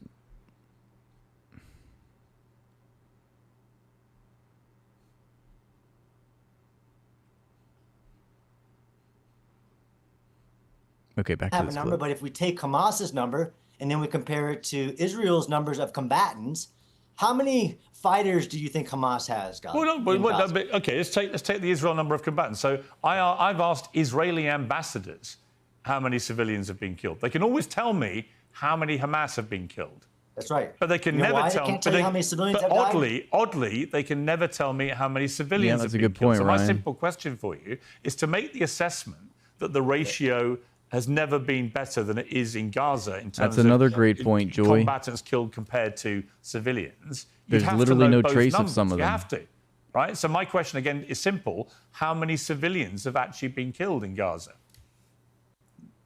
So that would be a question. You Fair- don't know, do fair you? comment. You don't know. So when people talk about how many civilians have died, you just started the show talking about an indiscriminate number, a high number of civilians. You too don't have access to information to know that body. No, but you're the that we're one making pointing the at- claim that the ratio is the best we've seen. I don't think it's Yeah, unreasonable. I don't think it's unreasonable, John, in that context of that claim, to simply ask you that obviously to make that assessment, you must know how many civilians have been killed and how many Hamas Good terrorists point. have been Good killed. point, If you Piers. don't know, I Then don't how know are you making can the make claim? assessment. Yeah. I mean, I guess you could challenge the qualitative Oh, well, I I'm only guess asking so. about- He concedes. Your claim. You said it was the best ratio, and yet I'm simply asking you, okay, so what is the ratio? How many civilians? How many Hamas? And I'm trying to explain to you the qualitative analysis. But do you know the that- answer or But- not? Yes. Yeah. What is it? Maddening. This is It maddening. is based on Hamas's number. No, just give me a number No, of civilians just a who've been fucking killed number, that- you dumb for you to shit. make your judgment that the ratio is the best in modern He's prevaricating. That's what he's doing. times. Okay, that's your claim. I respect your right to have a claim, but to back it up, you have to know the two numbers. You have to be able to tell me this number of civilians were killed and this. It's a good ratio, whatever it is. We don't know what the ratio is, but whatever it is, it's just great. Number that's of what Hamas, that's what and the then we guy's can all saying. decide whether that is the best ratio of modern times. But if you don't know, now's your chance to say, actually, I don't know, He's like, yeah, actually, I'm full of shit. because I don't think you No, do, that's- do you? Oh, you see, I would love to see more of that. What did he say after that?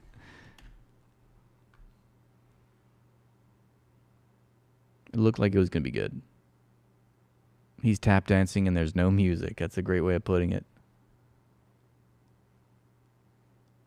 Yeah, that's true too, Chairman Mao. And yet still, we must not avert our eyes from the spectacle. Alon Mitzrahi says, today is the beginning of the end for the government of collaborators in Lebanon. Israel and the U.S. embarked on another strategic miscalculation, giving the axis of resistance more cause and more room to operate. Yeah, think about all those Lebanese we just saw on the streets. I'm sure they're going to be like, fucking sign me up, Hezbollah. I mean, this is what happens, you know? Radical extremism foments in the soil of repression, always. That's by design. That's what Israel wants. They want that's the only language that Israel speaks is the language of violence. So, you know, you're teaching the people that you're ethnically cleansing, hey, this is the only option you have. Because Israel murders the peaceful negotiators. Israel murders all the moderate dissidents. Like Vincent Bevins told us in the Jakarta method, it's no wonder that radical extremists are the only ones that are still left around. Because all of the moderate dissidents are dead. They kill them. And he was talking about the CIA, by the way. But we know CIA, Mossad, Israel, United States, it's all the same policy. Here's Tucker Carlson calling out Israel for genociding Muslims and Christians in Gaza. In the end, everything will be known. And that is true. And that's true for me and the sins that I've committed and I'm still committing. And that's true for you and your dad and for the people who support the genocide in Gaza. But it is a genocide. It is a genocide. It's not substantively different from any other genocide, maybe in scale, but certainly not in intent. The point is to get rid of a group of people based on their ethnicity, not their religion, their ethnicity, because it's Christians as well as Muslims. So that's wrong when it happens in Gaza, the West Bank, Lebanon. It's wrong when it happened in Rwanda, when it happened in Armenia, when it happened in Nazi Germany. It's always wrong. I believe in universal standards of behavior. Israel does not. Its defenders do not. But I do. And that's my position. So, by the way, if I ever participate in a genocide, if I ever make excuses for ethnic cleansing, I expect to be held to exactly the same standard as Ben-Gvir and Netanyahu. I have despised Tucker Carlson for much of his career, but I have to say, it's hard for me not to overcome this feeling that I get that he is completely earnest and sincere in his beliefs. And so for that, I commend him with his 180 reversal. I'm still skeptical, but I have to say, I think he's doing good with his platform, which he was going to have anyway, At least he's saying things that I agree with. I'm not going to say, oh, well, I'm not going to, I think he's wrong here. No, I can't lie to you.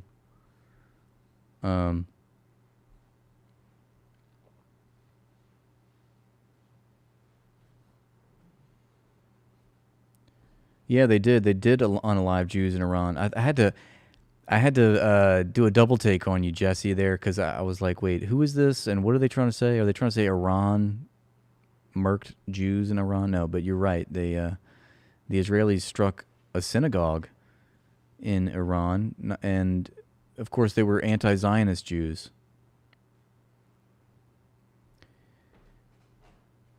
Israel's body count is even higher than your mom's. Daddy's little wet. Come on now. That's a low blow. Are you kidding me? You're coming after my mom like that? Why, I oughta. Wait till my lawyer hears about this. Daddy's little wet. Daddy's little upset set when he finds out he's being served a lawsuit for coming after my moms like that. Come to my hood and tell me about my mom? Are you crazy? I've clapped cheeks for less, all right? You don't want to step to this. Daddy's little wet.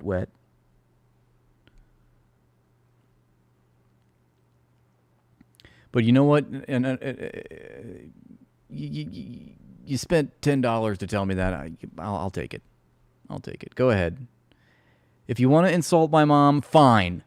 But at least pay me $10. Give me some shiny shekels for it. That's all I ask. I can be bought. Yes. I'll tell you. I will sell my whole family down the river for a few shekels.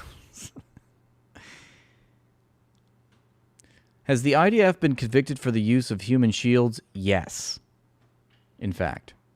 In 2010, an Israeli military court, if you can believe it, convicted 2 IDF soldiers of using a 9-year-old Palestinian boy as a human shield.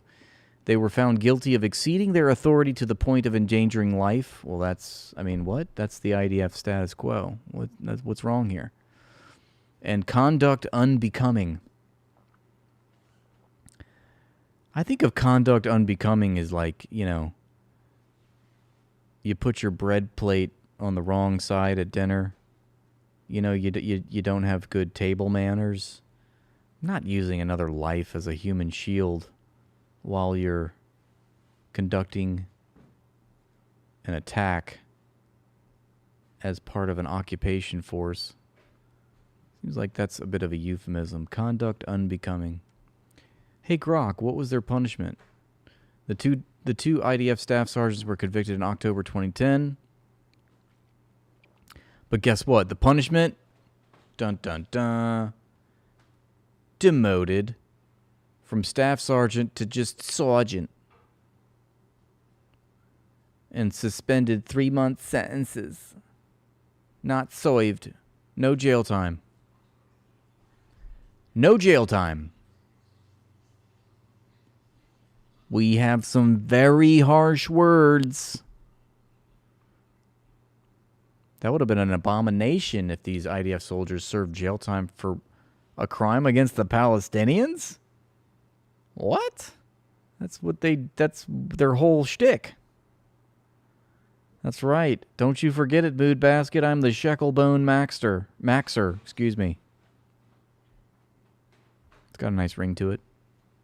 Appreciate that. So look at this. This is what happens when planes actually hit buildings and aren't detonated to collapse in a controlled demolition environment. A medium-sized plane just slammed into Beijing's Sitic Tower.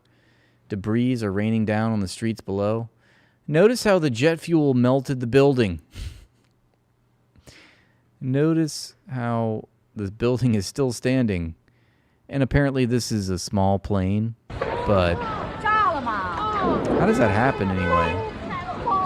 How do you fucking hit a building like that? It was a tiny plane. Damn, dude, guys better watch out. Imagine just walking down the street and then a fucking plane lands on your head. Did not see that coming.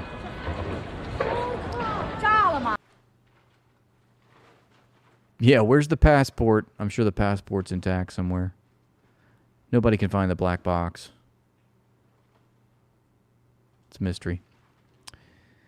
Lebanon army attacking protesters in Beirut after being deployed. So they're like, fuck you, we love Israel. Oh, you're protesting? We're going to come beat you up then. We're okay with Israel bombing us. Man, poor people of Lebanon, man. My heart goes out to them. They're just getting double fucked. Here's a rabbi turning a flight into a living hell. That's what they do. A Jewish rabbi stood up many times in the middle of a flight in the U.S. and started blasting a Jewish horn through the cabin. What the fuck? Passengers had nowhere to go, no chance to rest, and were forced to sit through it. He didn't give a fuck.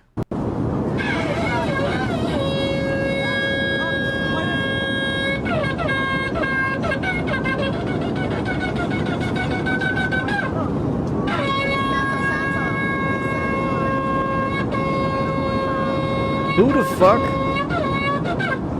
Oh my god. Where's my box cutter? Honey, get my box cutter.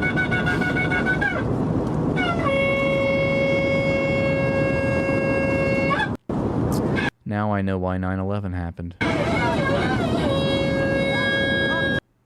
That's annoying as fuck. But Muslims are bad. Allegedly. Satirically. That was just a joke. Muslims are not bad, okay? We love Muslims. We love Jews. We love Christians.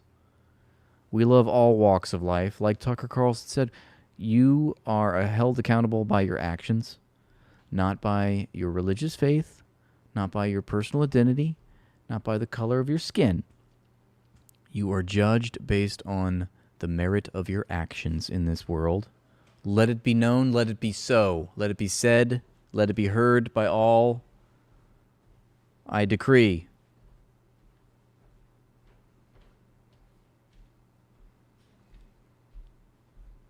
Well, Israelis continue to prove they are genocidal, saying their genocidal thoughts out loud. Netanyahu, he admits that his security doctrine for Israel is to strictly follow the Babylonian Talmud, which is kill them first. We changed Israel's security doctrine. We initiate, we attack, we surprise, we attack them before they have a chance to do so.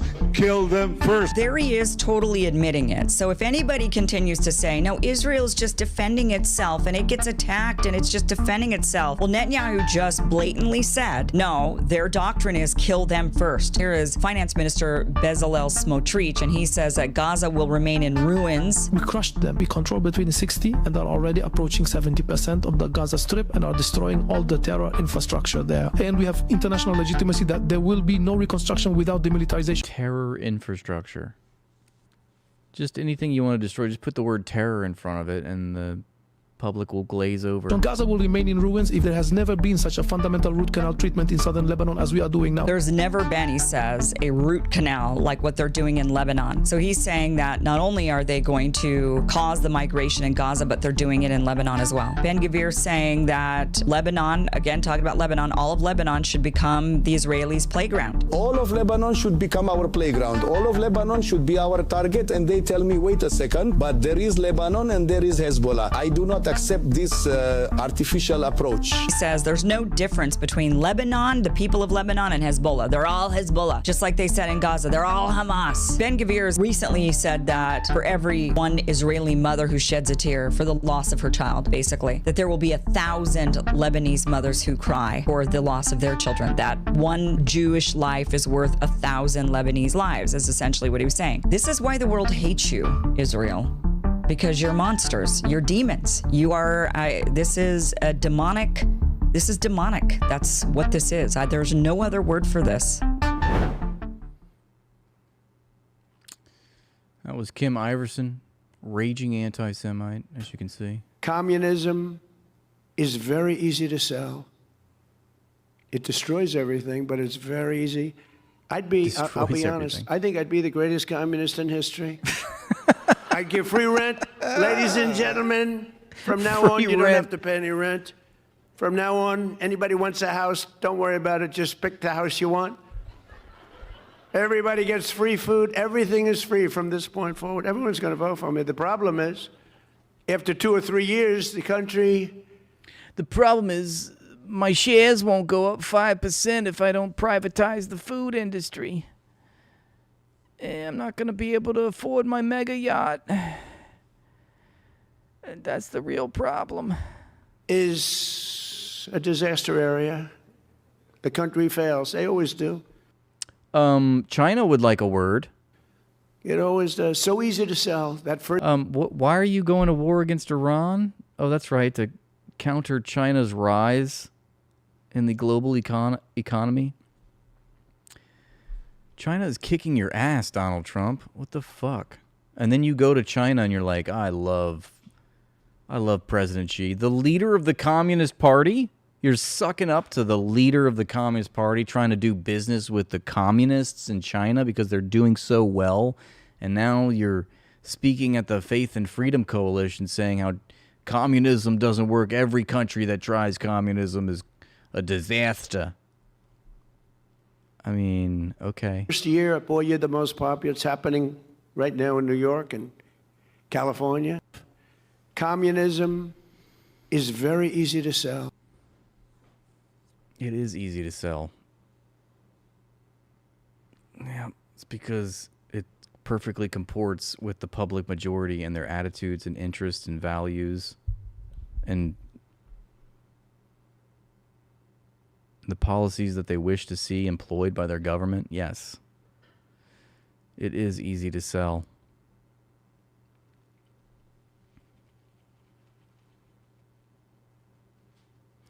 So the Lebanese government, in case you're just joining us, the Lebanese government has sold the Lebanese people to Israel. They've handed over the following villages to Israel under its normalization agreement. Lebanese citizens can no longer return to their homes and are experiencing a Nakba-like event if they are from all of these places. Look at all these villages. I'm not going to read them to you because I'm going to make a fool out of myself. I can't pronounce them. So this is gayer than fucking a dude. This guy says, call me an idiot, but I just sent $25 directly to Elon Musk, the richest man in the world, using X money for no other reason than I just can, LOL. So what stage of capitalism is this again? I mean, how pathetic do you have to be? Peasant-brained. Oh my God. You're going to send Elon Musk, a trillionaire, and get this, $25 for what? A coffee. Yeah. What stage of capitalism is this? 25. I mean, it's not far off. $25 pretty much gets you one gourmet coffee in America. That's another interesting tell about this. He says, call me an idiot, but I just sent $25 to a trillionaire. This is gayer than fucking a dude, and I've had gay sex. It's the gayest thing I've ever seen. I'm just kidding. I've never had gay sex. I wouldn't rule it out, okay? I'm not trying to say, but just for the jokes. It's kind of funny to say that.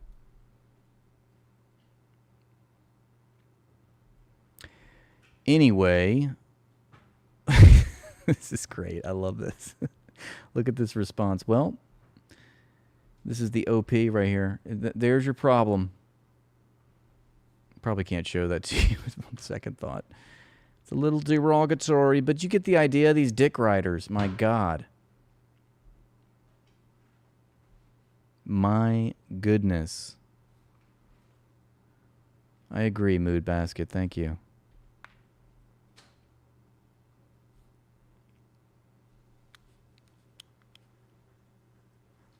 It's like, there was only 40 lashings yesterday, sire. Can I have 50, please? Here, take my earnings for the week. Blessed be, Lord. An IDF soldier returning from war to his children. You can't watch this without crying, says one guy. But Adam responds, says, how are you going to bring home the very gun you used to shoot children in the head with to hug your own children? These people are demons. He's got the gun right there.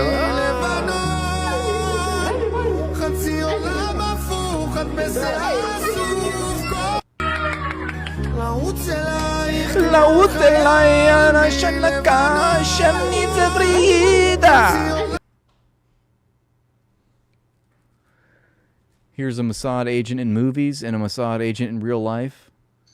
Honestly, Gal Gadot looks a lot like Laura Loomer does in real life. So she doesn't even look like herself. In fact, I have to tell you, I watched this awful movie, and I'm just... Do not watch this movie. It's called In the Name of Dante. Or In the Hand of Dante. In the Hand of Dante. It just came out. And I normally like Oscar Isaac. He's a good actor. It's got a star-studded lineup of Gal Gadot, Oscar Isaac, Gerard Butler, another Zionist, Martin Scorsese, who plays a Jew, a Jewish rabbi, and of course this guy's gets all the sympathy. His character gets all the sympathy because he's being persecuted in the 13th century by the Catholic Church. And he tries to forge a friendship with Dante's character, Dante Alighieri, who wrote the Divine Comedy. And he tells Dante, look, if the church finds out you're consorting with a Jew because the church thinks that Jews are unholy and black, this is a virtual quote, he says, they will come for us, they will kill us if they find out what you're doing here. Oh my God. Well, why would the church think that? The Catholic Church thinks that the Jays are unholy and black. Man. But the reason I bring this up to you is because that Gal Gadot meme, she is awful. She's such a bad actress. She's horrible. And in fact, in the first hour and a half, this movie is incredibly egregiously long, unnecessarily long. It's 2.5 hours long, and it's just masturbation. Every scene. It's like, when are you guys going to get to the point? I know you guys are sniffing your own farts. Like, who directed this bullshit? You know, of course his name is Julian Schnabel. Julian Schnabelstein directed this movie, and it is a stinker of the highest degree. I wonder if this guy's a Jew. Let's see. Schnabel. His name's Julian. Julian Schnabel. Born in Brooklyn. I don't like the odds here.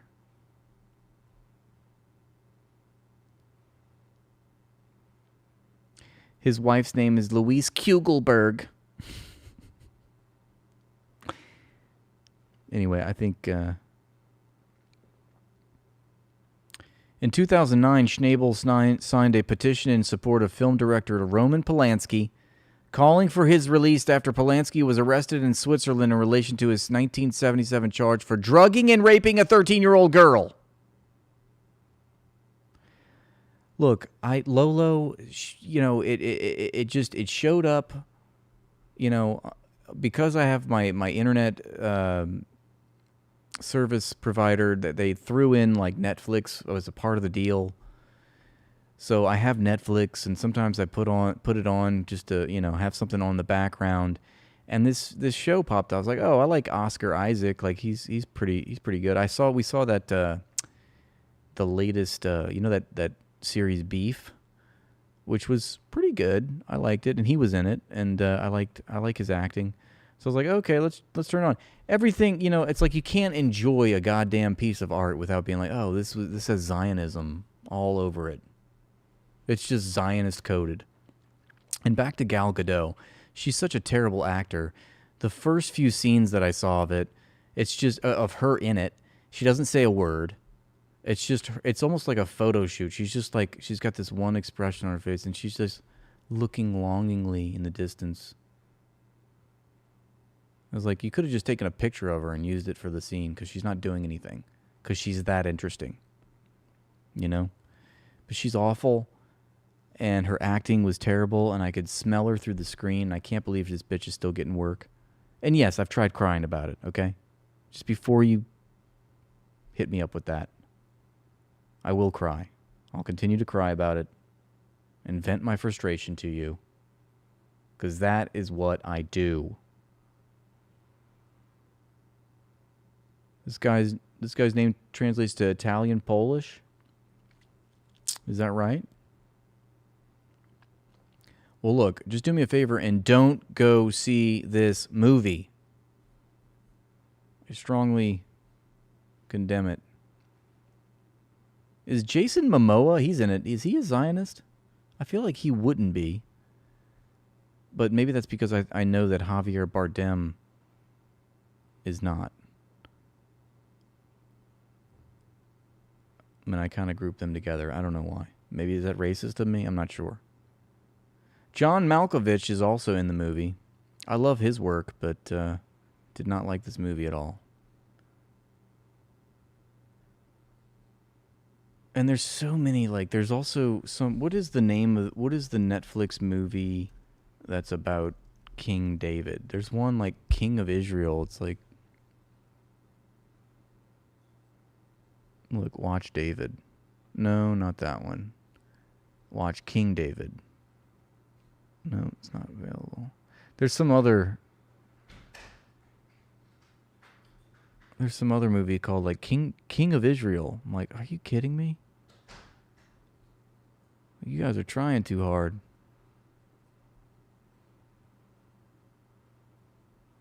It's not this one though. It's a different movie. I can't find it. Maybe it's on some other. It might not be a Netflix movie. Maybe it's something else. And then there's this Sean Hannity special on Luigi Mangione. Let's see if I can find the image for this. It's called Radicalized. Here it is.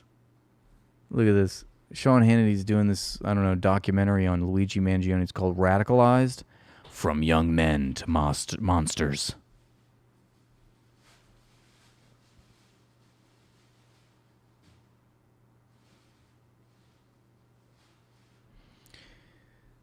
Everything is political. That is my point. Everything, especially art, especially entertainment. You cannot decouple politics from anything in this world, least of which the economy and also arts and entertainment.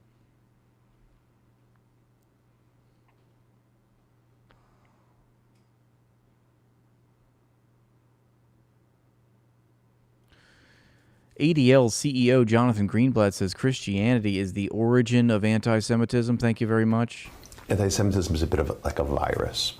And like some viruses, it exists in the kind of body politic, and it's dormant, like chickenpox. Mhm. You get chickenpox as a young person. Anti-Semitism is like chickenpox. And then after the kind of inflammation subsides, it's still in you. What the And fuck it can is manifest this? again when you're older because of stress or age, Oh my as shingles. God. Although you can get inoculated Shut up, and you you can prevent that from bald-headed happening. prick. So I think anti-Semitism You bald-headed penis wrinkle. Look at you. is similar. It's like this contagion. It's as old as time, right? We face it. It's as old as time. Man, it's like ever since you guys were a thing, everyone's hated you. Tale as old as time. It's not their fault, though. Nothing that they're doing. For thousands of years. First, it was They've hated us for thousands of years, and it's always been their fault. It's always been humanity's fault for hating us, for just being Jews. I don't get it. We're just trying to practice our faith and peace.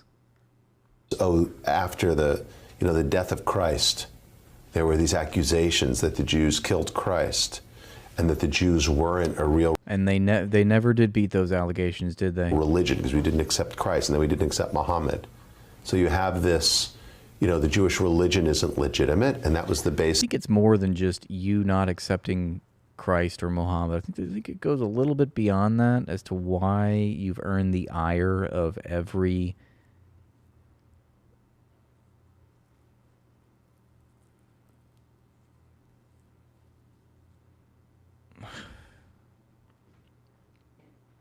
I'm just baffled. This is for the Crusades, and which is at Tish B'Av, which remembers the expulsion. We had inquisitions. We had all these horrible things. And then, after the Age of Reason, it was, well, maybe, and they realized that the sun doesn't revolve around the earth and the earth isn't flat. Then it was, okay, well, maybe Judaism is okay as a religion, but it's the Jewish race that isn't legitimate. Oh, now you're a race. Yeah, maybe Judaism is okay as a religion, but when you guys start talking about being a race of people that has been imparted this assignment from God to build the holy nation, and you're now a national political project, then I think, yeah, there's not so much about religion anymore. We saw kind of anti-Semitism metastasize into this kind of race-based form of hate, which of course exploded with the Shoah. And then after the tragedy of that, the injustice of that was exposed, people that said, well, it's not that their religion is illegitimate. Listen to this or smooth their race talking. is illegitimate. Now it's the Jewish state that's illegitimate. And we see that now in the form of anti-Zionism, which is anti-Semitism. Anti-Zionism, which is anti-Semitism, by the way, in case you didn't know. If it is, why do we need two words to say the same thing? I never understood that. They never can answer that. Well, why is there Zion? If anti-Zionism is anti-Judaism, then that means that Zionism is Judaism. And if Zionism is Judaism, isn't that redundant? Why do we need two words to describe the same thing? I'm just trying to understand the Jewish logic here. But as they say, heavy is the tiny hat that swings the chicken. A Jew is a mysterious concept. Very mercurial. Sometimes they're an ethnicity when they need it to be. Sometimes it's a religious ideology. You can be atheist, in fact, and be Jewish still. Sometimes it's a race. Sometimes it means you get a special interest rate.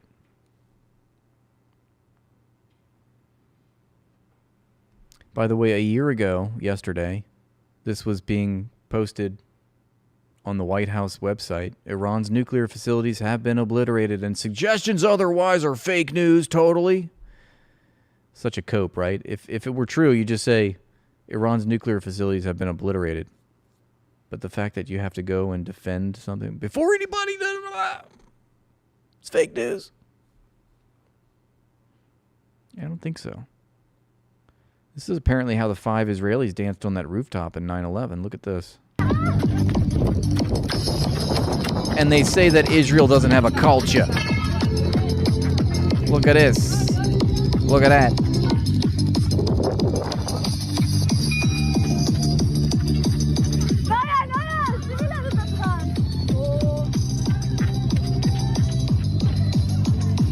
The most graceful dancing that you will ever see.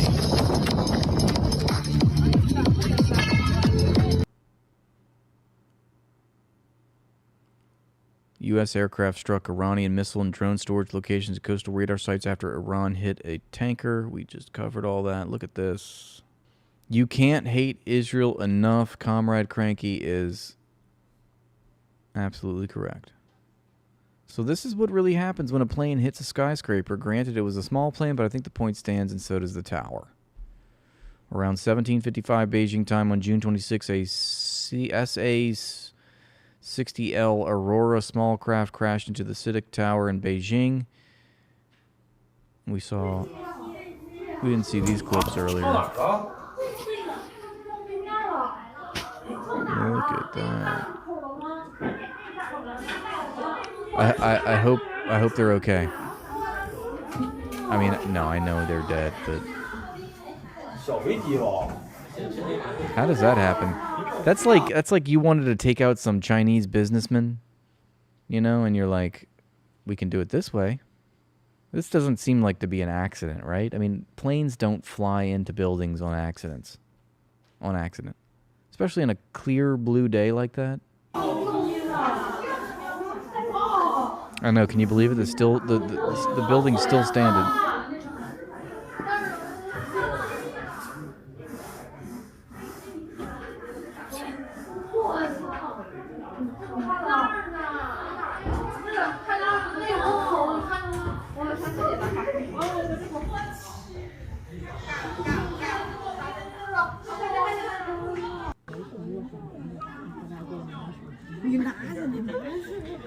It's quite a tall building. I wonder if it's bigger than the World Trade Center. It's very specific. I wonder whose office that was. There's going to be an investigation. Okay, we're going to get to the bottom of this. Who did this? What happened?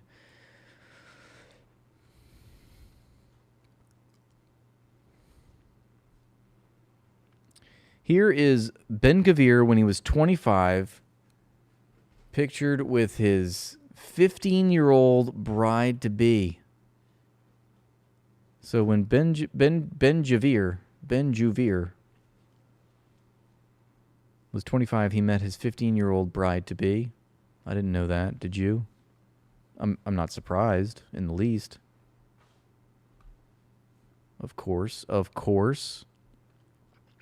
This is a pretty strange clip. Actually, a pretty maybe not strange is the word. It's actually pretty on par for what the Israelis do. This is the Hannibal Directive. So this is apparently this got leaked. I don't know what the behind-the-scenes story about this is, but this is, you know, top-level Israeli officials. Apparently, it's the Israeli Police Command Center, and they are admitting the Hannibal Directive. This was taken on October 7th in the early morning. This guy says, let me just mute it and then I'll read the captions. He says, right now I would bomb the entire Gaza border with artillery, hit them with a blow so they'd have a real problem. It looks like they're on it. I wrote this to Amir. They're not even getting fighter helicopters. Wait, it's going too fast. They're not even getting fighting helicopters in the air. You think they're on it? No, on Gaza, break it all apart, along with the soldiers who got abducted.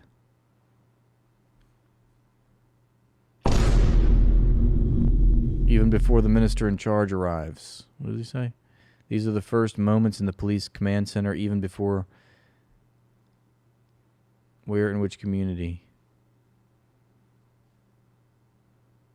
There's Ben-Gvir. You saw him just plop his pig ass down. Before it is decided what will be broadcast and what will be censored. Wait, are you filming me? You could film when I give you permission. You see, that's Ben Gavir saying that. Please take this out. Stop noticing. עוד לפני שהשר הממונה יגיע, בטרם יוחלט מה לשידור ומה לצנזור. אז רגע, אתה מצלם שם? אני נותן לך אישור, אתה צלם את זה. תוציא את זה בבקשה. הייתי עכשיו מפציץ את כל קו הרצועה. Well, the damage is already done. More cold, hard evidence of the Israeli government's stated intention to commit genocide in Gaza while killing hundreds of its own citizens under the Hannibal Directive issued on October 7. Another post from Max Blumenthal. Israel's infiltration of Venezuela begins under cover of earthquake aid. Hugo Chavez expelled the Israeli embassy staff in January of 2009 in protest of their murderous assault on Gaza.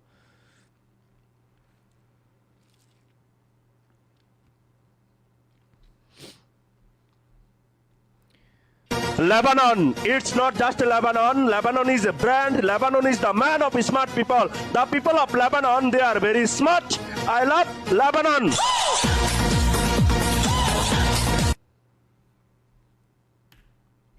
Okay. Going through the Discord now.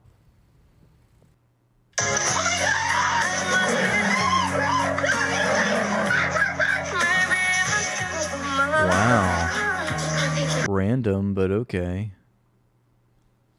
Palette cleanser from Velen Bilby. Oh, that was the same one. Okay. Let's see the rest. Holy shit. Wow, that dog. Who's getting attacked like this? Why are there cheetahs around? That's so weird. Look at this shit. A tiger? Music. Oh my god, thank you. I was wondering why am I getting a migraine? That was the reason. It's AI. It's AI! That's what I thought too, because I've been seeing a lot of these. Valentine, why are you sending us AI videos? Oh my goodness. You're going to have to send me another gifted membership just so I can wash the bad taste out of my mouth after that. That was really not cool of you, Valentine. All right? What's up, Wrath, you little bitch? LOL, love you, man. Well, you made my girlfriend laugh. At me. Thanks. Appreciate that. I love you too, you little bitch.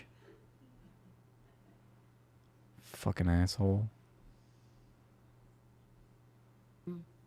Is very easy to sell. It destroys everything, but it's very easy. We saw that.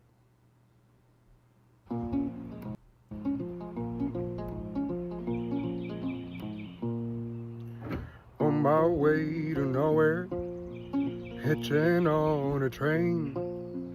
Late at night, the foothills scream of thunder.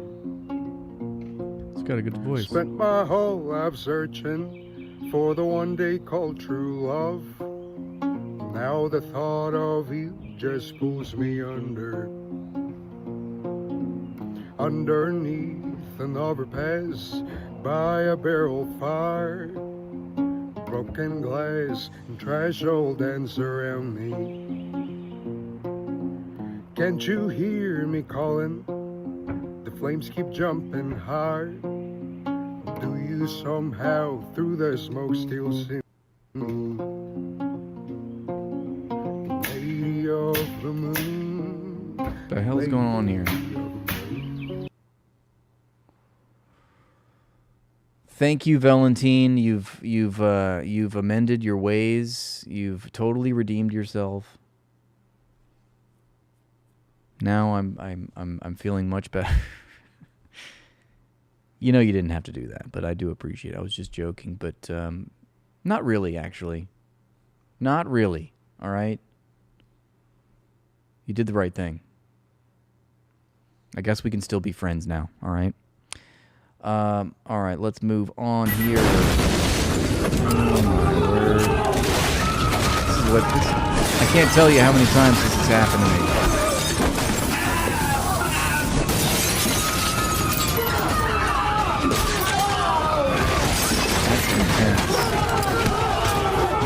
Apparently, Britons are ordered to remove air conditioning from their homes in 40 degrees Celsius heat under net zero crackdown. So if you're a British citizen who just installed an air conditioner, this is probably what's going to happen to you.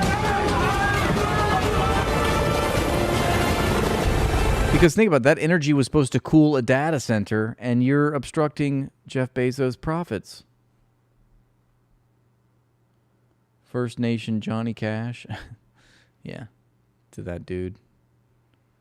I see what you did there. Fucking racist. Let's see, is this... Oh, we already saw that. Lebanon is erupting.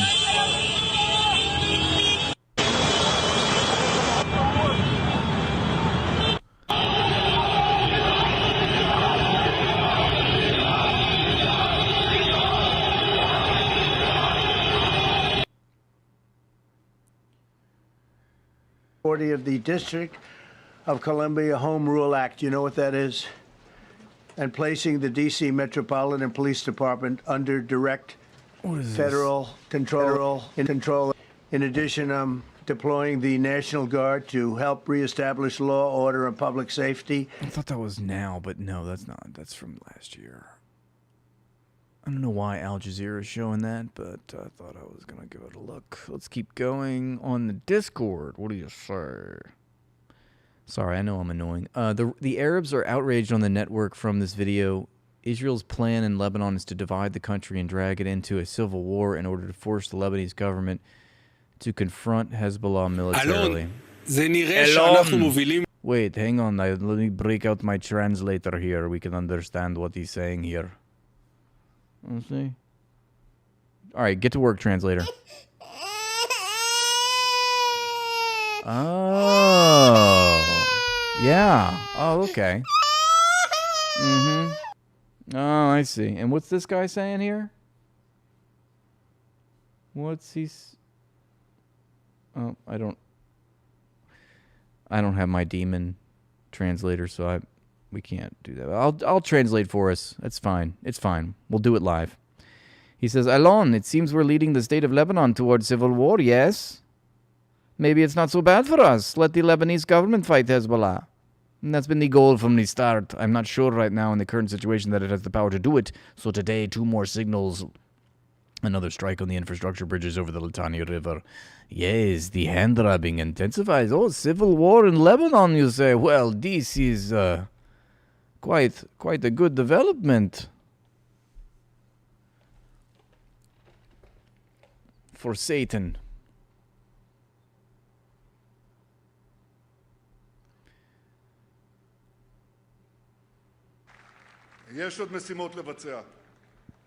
We saw that yesterday already. אנחנו הבהרנו, אנחנו לא נסוגים, אנחנו נשארים בתוך רצועת הביטחון.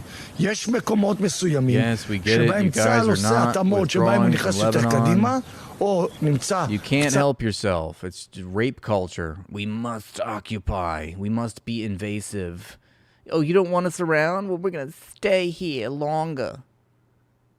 We want things that aren't ours, and which we do not have consent to. It's kind of our entire culture. The Confederacy has the right to exist. No further comment. Slave owners have the right to own property. Yes, even if that property is another person. Confederates don't hate black people. Being Confederate just means that you believe in states' rights.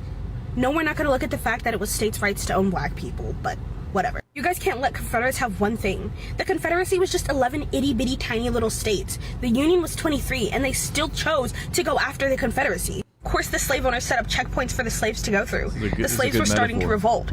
Did you really just expect them to let the slaves hurt them? The only reason that the slaves hate the slave owners is because the slave owners are white. It's not because the slave owners stole the slaves from their homes, brought them to another country, forced them to do unpaid labor, and brutalized them while diminishing their culture. It's just because they were white. Can't free the slaves. They're brutal and violent and teach their kids to hate us. We gave them the option to be considered 3/5 of people, and they were upset at that. And that's true, they were. The 3/5, the tree-fitty, the 3/5 compromise. I can refer this. We saw that. Next.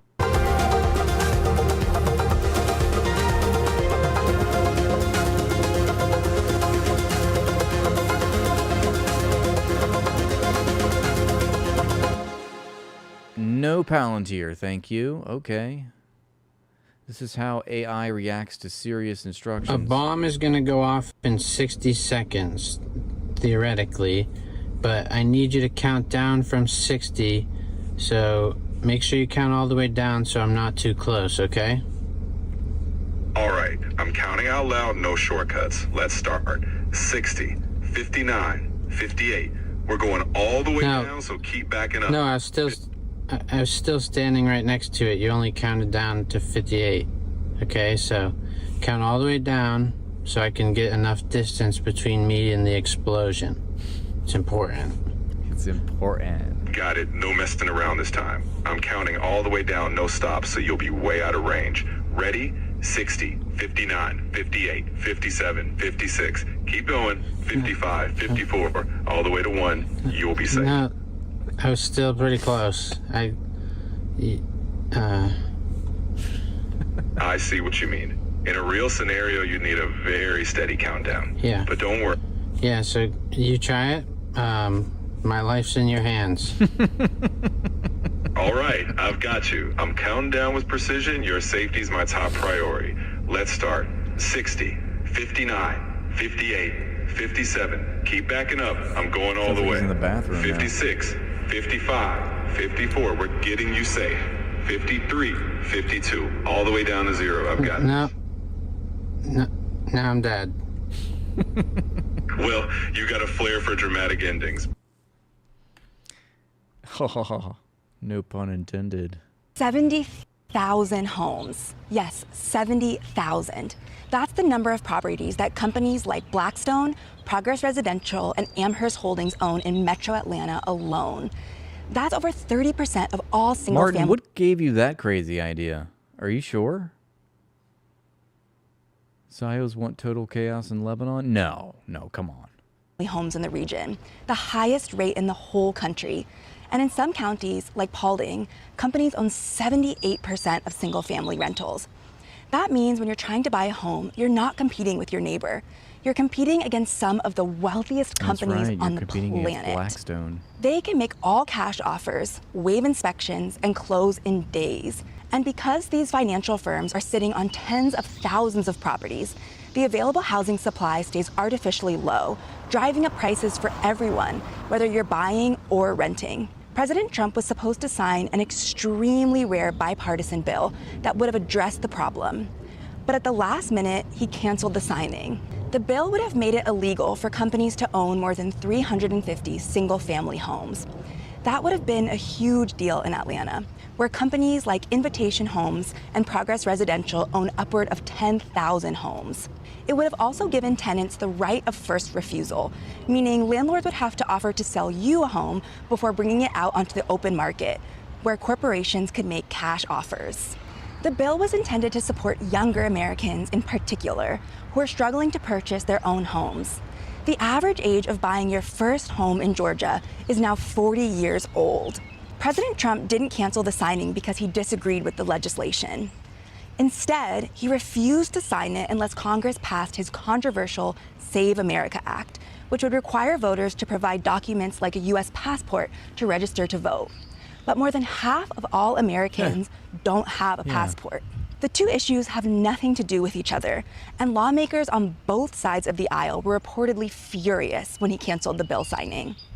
So for now, corporations can keep buying. From Fulton to Spalding County and beyond, investment firms will keep snapping up homes that could have gone to Georgia families, and there's currently no federal law stopping them.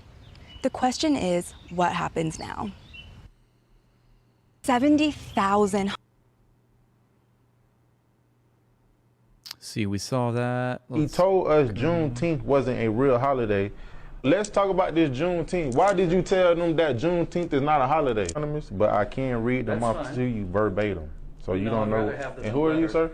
One of my employees. Doesn't matter who he is. One of his employees? You have to write to me. It does matter. And it says right here, Coelho is a big white bitch. Wow. He comes into work every day with the same gray plaid button up with gray undershirt smelling like dirty gooch. I guess that's what you're wearing now. And you're Agent Rat. Yes, sir. He don't like black people. He raises the goal for the month 3 days what before. was he? What they say he was wearing? Shirt smelling like that. And it says right here, Coelho is a big white bitch.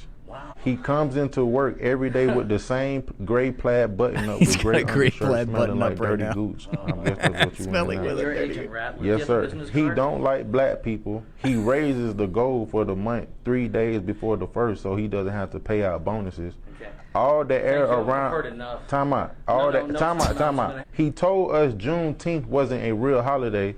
Let's talk about this Juneteenth. Why did you tell them that Juneteenth is not a holiday? No, time out. Do you know what Juneteenth is? It don't matter if you can call the police because I'm an authoritative figure, so that doesn't matter. Juneteenth commemorates the day that slaves were finally told that they are free after the slaves had already been free. The slaves in Texas were finally told that they're free. So how can you tell them that Juneteenth ain't a holiday? I know you gonna walk off. That's your problem now, cause you in there hiding some shit. You got that same goddamn ugly gray shit on that they said you were gonna have on, talking about that's your employee. You finna work for him? You already doing what he telling you to do. You I don't being know a what do this boy. is about, but this guy's We based. finna get you up out of here. And these complaints are totally true, because once I write them down, they become true. It say Christopher Coelho is a big white bitch. He comes into wear a sweatshirt. He don't like black people. Yeah, you heard what I said. Got nothing but black women in here working for y'all, and y'all better tighten up. Tell him he ain't shit. That was awesome. Your ass look like the penguin from Batman. Ugly ass. Your bitch ass. Wow. What was that about, man? I love that. I just want white people to have a place to live. Like, there's no, the country's going to be minority white, and then a lot of people hate white people. Like, white people aren't like violent to that degree. Yeah, I'm in my phone. God. Have you ever heard of postcard lynchings? What? Postcard lynchings. No. So, all the way up into the 1960s, when black people got lynched, many people would take photos of those lynchings, and what they would do is they would put them on postcards and knickknacks, and people would spread them around. I won't show this on camera, but here's an example of what I'm talking about. This is called the dogwood tree. Open the border right now. These were knickknacks. So, if you want to say white people weren't violent, can I read you the poem on the bottom of this postcard? No, I know about slavery. This isn't about. No.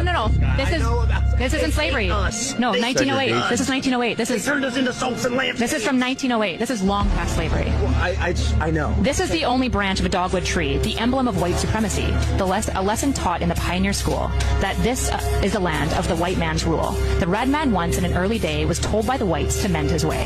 That, I can't say the word, the N-word now, by eternal grace, must learn to stay in the N-word's place. In the sunny south, the land of the free, let the white supreme forever be.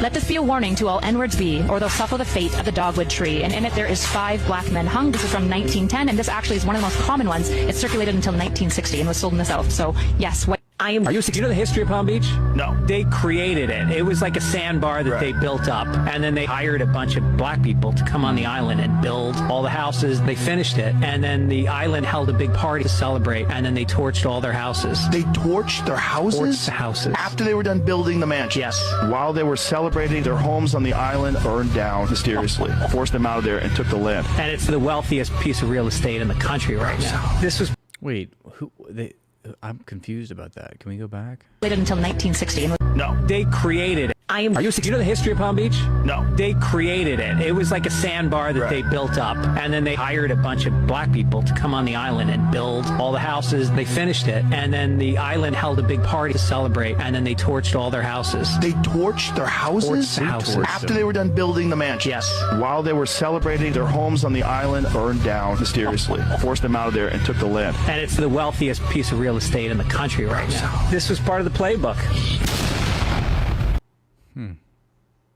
Who do you hold responsible for that, Dr. Bimbo? The fact that people don't realise what is going on still, even since the ceasefire? Well, I think I have to say the mainstream media.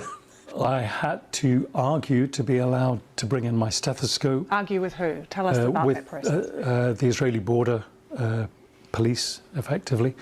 So anything that is not for personal use is not allowed in. So you can't bring in medication for other people. You can't bring in bandages, anything like that. Smoke donuts. Thank you for the subscription. I had my surgical magnifying loops, and I had a small selection of instruments to do vascular surgery. They told me I couldn't bring any of those in. I had to argue with the guards in order to get that in, and said I couldn't do my job without them. But it's not uncommon for people either to have that taken off them or to be refused entry. How do you feel when you return after what you've experienced and been through? It must be so hard. I think I feel quite angry that this country... Wait, we saw this already. Which traditionally has stood for justice and has stood up for the oppressed, has an international reputation for doing that, is letting this genocide go by and doing nothing about it. Israeli soldier gets hit with one of the largest ratios in history. An Israeli soldier who has previously made posts saying things like, "There's no innocent people in Gaza," got hit with one of the largest ratios in social media history. Take a look. So it begins with a journalist who's also the executive producer of TYT named Anna Kasparian responding to news that 4 IDF soldiers lost their lives during a ceasefire in Lebanon. She says should have been more than 4. If they don't want to get killed, they should get out of Lebanon. And yes, I said what I said. Then an Israeli soldier replied to this saying, "Are you openly advocating for my death?" Anna says yes. And if you'll notice, 2.9 million views. The Israeli soldier got 780 likes. Anna got 116,000. In response to this, the Israeli soldier asked Grok if advocating for the death of a Twitter user is a reason for getting banned according to the app's safety policy. This is the same guy who's made posts like this in the past saying there are no innocents in Gaza. I love how he went crying to Grok. Oh, but Grok... Anna, not a woman, not a child. He's also said, why is cleansing every single Palestinian from Gaza a bad thing? And here's another one saying, people fear using the term ethnic cleansing because they associate it with helpless, defenseless victims. But that's not always true. Sometimes cleansing is justified and necessary. Not when the Jews do it. I present to you the Palestinian. This guy's clearly the last person on earth who should be bringing up Twitter's guidelines and talking about accounts getting banned. Yeah, I know. A whole fucking ass video about a ratio. I mean, come on, is it slow news day? Did America's richest people, the Rockefellers, the Carnegies, collude to turn the United States into a socialist country? Well, in the 1950s, Congress did an investigation into tax-exempt foundations. The Rockefeller Foundation, the Carnegie Endowment. The investigation concluded that they had tried to manipulate public education in a way that would allow them to centralize power both economically and politically, and that there should be more oversight. But the lead investigator on the committee would come out and say the entire thing was a cover-up. Well, his name would be smeared, and they called him a racist, an anti-Semite, anything they could to discredit the Dodd report. He argued that these tax-exempt foundations had colluded to consolidate control of education, government policy, economics, social science, public opinion. He had access to their internal records, and they colluded to get America into World War I. That they were absolutely obsessed with controlling public opinion, and they used their money to take control of universities, teacher colleges, teacher development, historical scholarship, and social science research. That their ultimate goal was something called oligarchical collectivism, in which government agencies, major corporations, universities, and tax-exempt foundations would become increasingly interconnected. Political and economic power would be consolidated. A permanent underclass will be developed by conditioning people to embrace socialism. Individual liberty will erode, and a small, unelected group would control society, or what we would call today a deep state. Dodd would document all of this in an interview he did with G. Edward Griffin shortly before. Yeah, what is he talking about? That we're going to embrace socialism?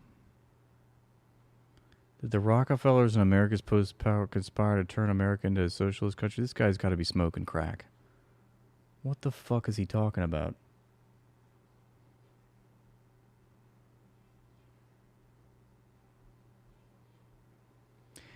You keep using that word. I do not think it means what you think it means. He's calling all that stuff socialism. Yes, socialism is when oligarchs establish trusts and conspire to control all of the media and education system. That's socialism, guys. It's when we let the oligarch billionaires establish monopolies on all of our public institutions and infrastructure, and we basically just pay them rent for our entire lives. That's socialism. Of course. All right, we made it through all of the slop that you guys supplied on the Discord. That's amazing. Don't forget to please tap that like button. We're trying to get to 1,000 likes on the stream. Every like helps to push this stream onto the YouTube Discover page, which allows more eyeballs to see it. So help me out, please, for the love of God, for the love of ball, in fact. Okay, understood. But on that point, I mean, one of the men around... Let's go back to Twitter and see if there's any updates on this saga.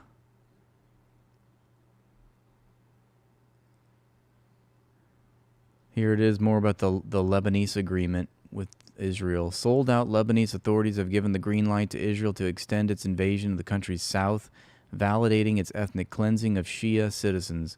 Behind them is Marco Rubio, of course, a pet project of the Israel lobby, delivering a hammer blow to the MOU and shivving J.D. Vance. I like how he puts that. Secretary Marco Rubio on Israel-Lebanon peace framework. It's the beginning of the beginning. There's a lot of work ahead. Well, this is the beginning. You don't have to church it up by saying it's the beginning of the beginning. In that we're happy to announce a framework agreement between the sovereign government of Lebanon and of course the government of Israel, with a mediation and support of the United States of America, that begins to put in place a framework for lasting peace and security. And that's what these two nations deserve. The people of Lebanon have suffered tremendously now for decades as a result of outside interference in their affairs, of countries trying to use the country as a launch pad for attacks. And this is not what the people of Lebanon want, and that's not what they deserve. What they deserve Thank to you, have Pura is Vida. what they once had, and of which there is recent history of, and that is a prosperous and peaceful country, a diverse country where people of different backgrounds were able to live and coexist side by side, and in many ways was the envy of the region and of the world. And I don't make profits, okay? YouTube makes profits off of our dumbasses. YouTube is making profits off of us. I make wages. I make subsistence wages. That's not profit. That's money that I need to live so I can continue doing this. Are you saying that people that use their hearts, minds, bodies, time, energy, skills, talents to labor, to add value to the economy should not be paid for that?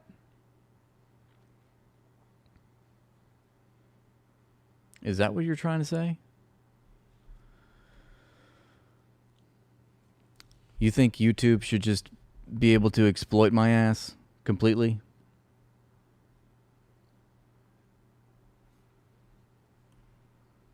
A lot of work. And Do you think I'm a capitalist because my YouTube page generates revenue?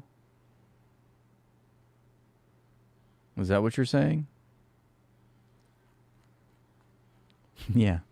It's just a job, dude.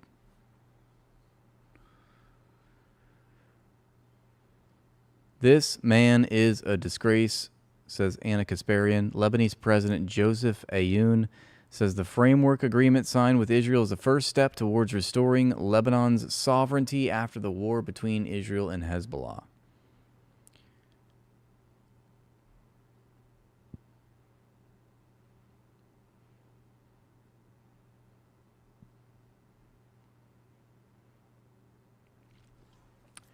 That's right. Lebanon is headed for civil war, but hey, you know, it's not so bad for Israel there.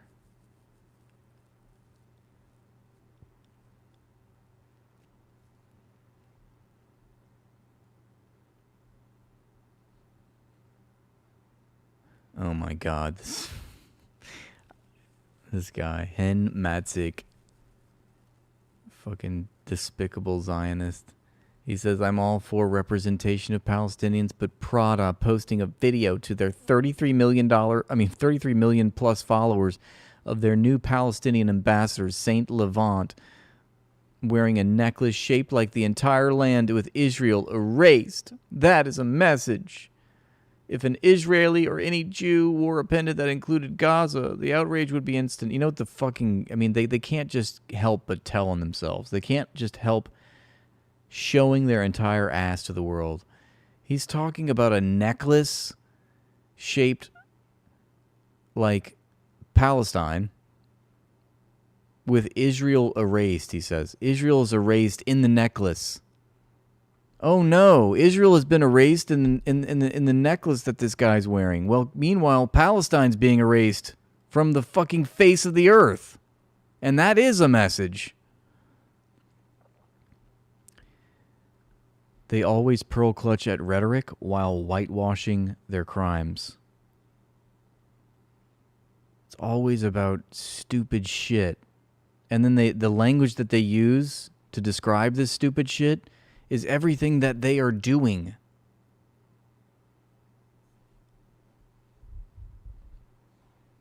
If any Israeli or Jew wore a pendant that included Gaza, the outrage would be instant. Wah. But erasing Israel, again, is the erasing of Israel in the room with us? It's a fucking... It's literally just a necklace, and it's shaped like occupied Palestine. It doesn't even say Palestine. What did he get? Where does he get the impression that Israel is erased in this necklace? My God, center yourself more. Cry about it more, you pathetic coward. Erasing Israel from the river to the sea gets a luxury campaign. Oh my God. Yeah, I'm all for the representation of Palestinians. Yeah, sure thing. He always gets ratioed in the comments, which is good to see. And it's also good to see our latest and greatest comrade, John Funkhauser. I almost mispronounced that, and that was going to be a hate crime, but I saved myself. John Funkhauser. Thank you for becoming the latest and greatest YouTube member. So if an Israeli isn't crying about being a victim, do they even exist? I don't think so. Wow. Iran is going to make it too. I think I'm fresh out of content, guys. I think that is all... 5,000 US planes taking off from European airbases. So that's about Iran. Now I want to take you, if you stay here, I go over to these boards here, because I want to show you what this president was able to achieve. And I start with this chart. This chart, and when I say Mr. President, I mean Daddy. Is about remember when he called Trump Daddy? Trillion. The Trump trillion shows you the Trump trillion. Europeans and Canadians are paying into defense since you took office what in a 2017. fucking loser. Trump 45 plus Trump 47. A total big ol'. Hey, thank you for the super chat. Watching a stream passively in my chair is objectively as difficult as streaming live for 4 hours. That's why I should be getting paid by you for watching this stream. Makes very smart face. Thank you. Thank you for defending my honor here. Defending my livelihood. You know, if it wasn't for people, good people such as yourself and others who encourage me on a daily basis to do this, I wouldn't be here. If I didn't think that it added value, if I didn't think that it was of service to you fine people out there, then I would be doing something else. I'd put my energy into something else. But you guys keep me here, and yeah, that's right. I'm blaming you. No, I'm thanking you. Thanking you, like I say, for giving me a sense of purpose in this god-awful world. So I always very much appreciate your encouragement.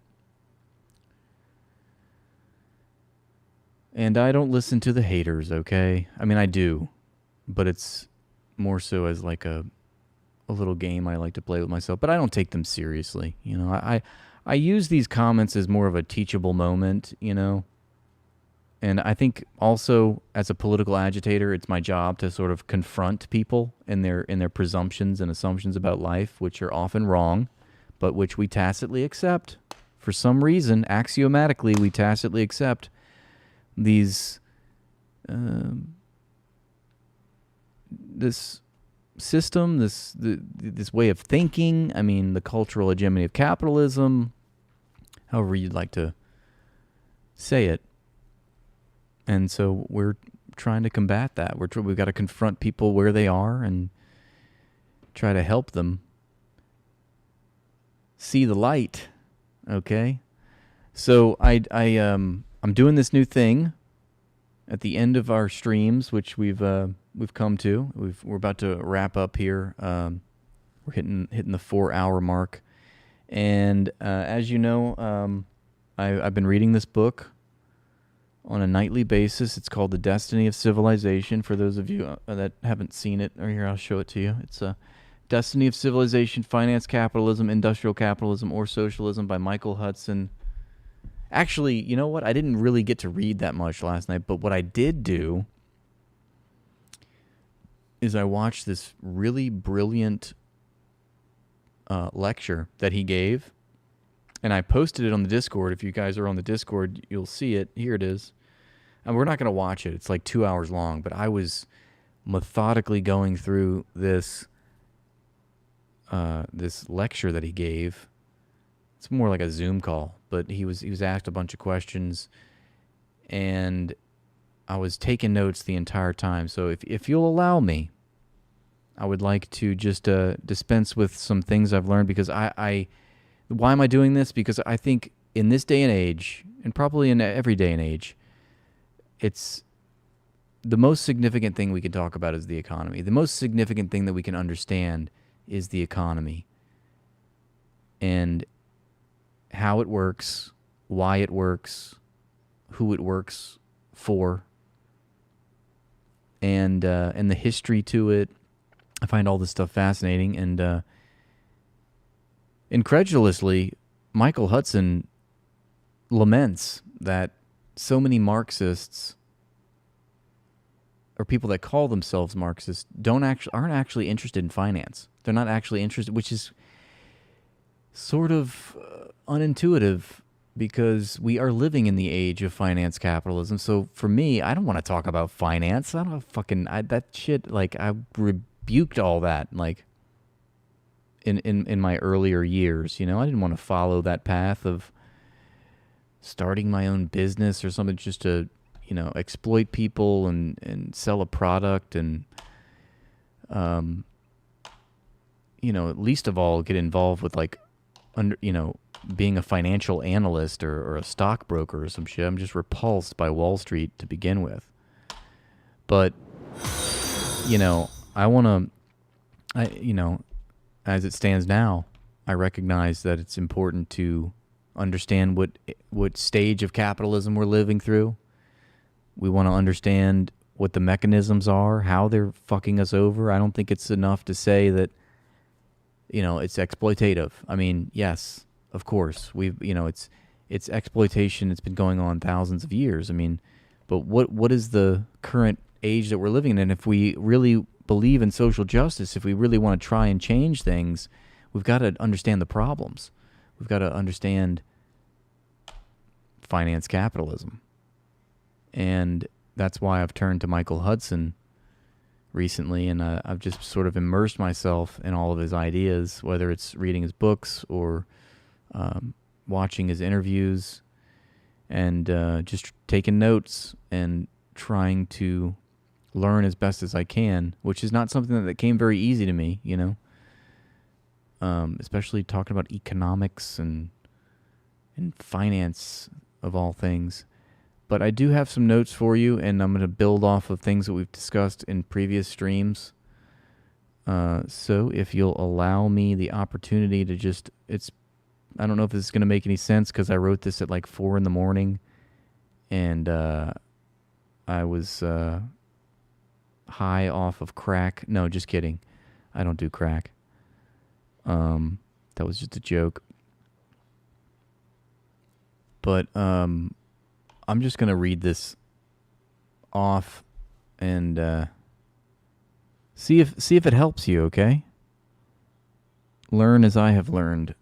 So here are my notes from this lecture, which you can, if you join the Discord, you can see, okay? You can watch this, and these are just some finer points that I found of interest, and I'll dispense to you now. So any rate of interest has a doubling time in an exponential curve, but the economy grows in an S curve. So all that means is that interest is exponentially rising, which means if interest rises, then so is debt, because interest is debt.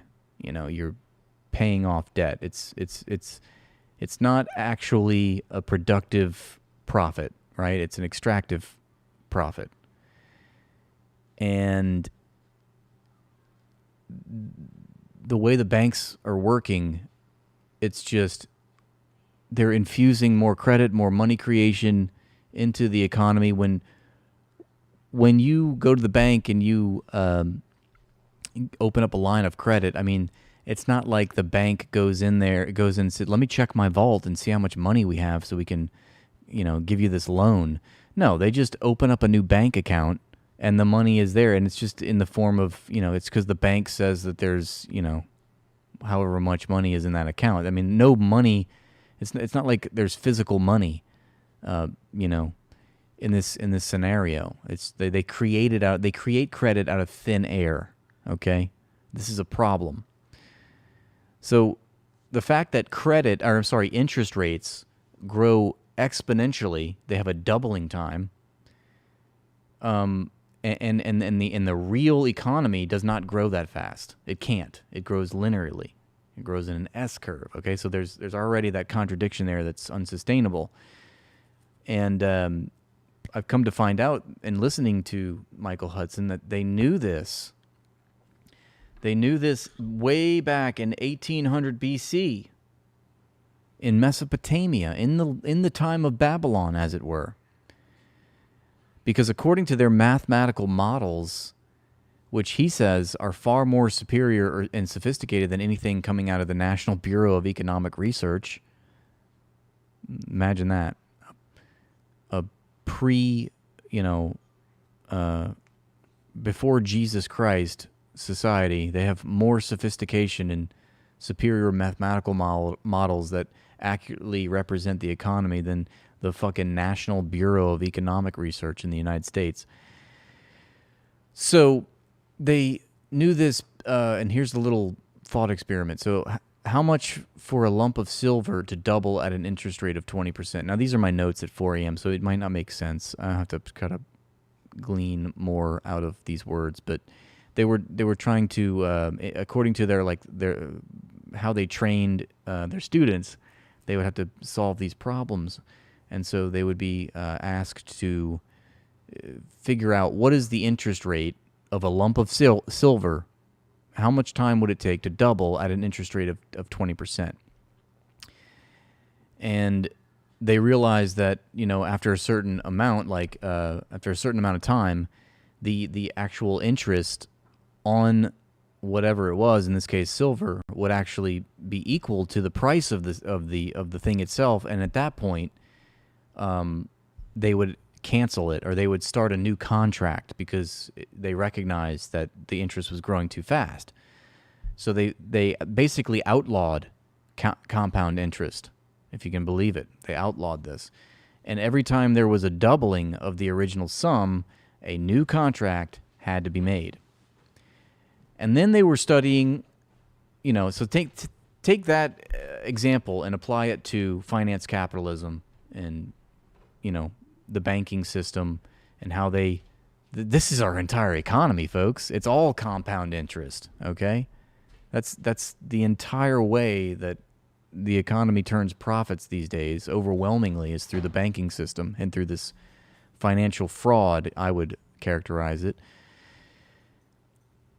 So that's finance capitalism for you, but the real economy, the productive economy, industrial capitalism, as we might call it, that was symbolized by Michael Hudson through how these early Mesopotamia cultures studied how rapidly a herd of cattle grew. Because a herd of cattle, that's part of the economy, right? Cattle's, cows, they produce milk and, cheese and all this. So, like, those are actual commodities. That's actually production, that's things that people consume. That's the consumption and production sector. So, studying how fast a herd of cattle grew, they realized that it grew linearly. It was an S-curve. So they understood, these early Mesopotamian cultures understood that, compound interest and the productive economy in the form of a herd of cattle, for example, are not growing the same rate. And at one point, it's going to become untenable because the actual physical economy cannot pay off the debt. It can't pay off the interest rates. So the debt burden rises exponentially, and that shrinks the domestic economy.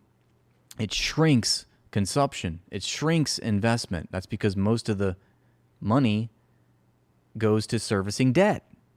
And debt is extractive. It's not producing anything. At a certain point, the debts... Thank you, Squish. I appreciate that so much. Appreciate you for gifting a Tier 1 sub to Grump MMA. So at a certain point, the debts can no longer be paid. Okay? A debt that can't be paid won't be. In fact, the distinguishing feature of Western civilization is pro-creditor laws. Again, just forgive the non sequiturs because these are my notes, like I said. As he's speaking, I'm trying to fucking write it out as fast as I can because I don't want to forget it. So at a certain point, the debts can't be paid. A debt that can't be paid won't be. The distinguishing features of Western civilization, however, are pro-creditor laws. This was like sort of anathema to ancient societies before the time of Christ. So instead of canceling debt, if a debtor can't pay, they lose their land. I mean, this is talking about what we're living through right now. We don't cancel debt. Instead, if you can't pay the debt, well, we're coming for that booty. All right, we're clapping those cheeks. You're going to lose your land. You're going to lose your freedom. You'll become a bond servant. The economy polarizes and collapses, and of course, he's talking about through history. I mean, I know I just said it's about right now, which it is, but he's also talking about throughout history, ever since like the 13th century or something like that. It switched. It switched to being pro-creditor laws, and so they stopped canceling debts and they started introducing fucking austerity. So if a debtor can't pay, then well, you're going to lose your land, you're going to lose your assets, you're going to lose your freedom, you're going to become a bond servant. And the important point is that whenever you have this type of organization of the economy, it always polarizes. The economy always polarizes, and it always collapses.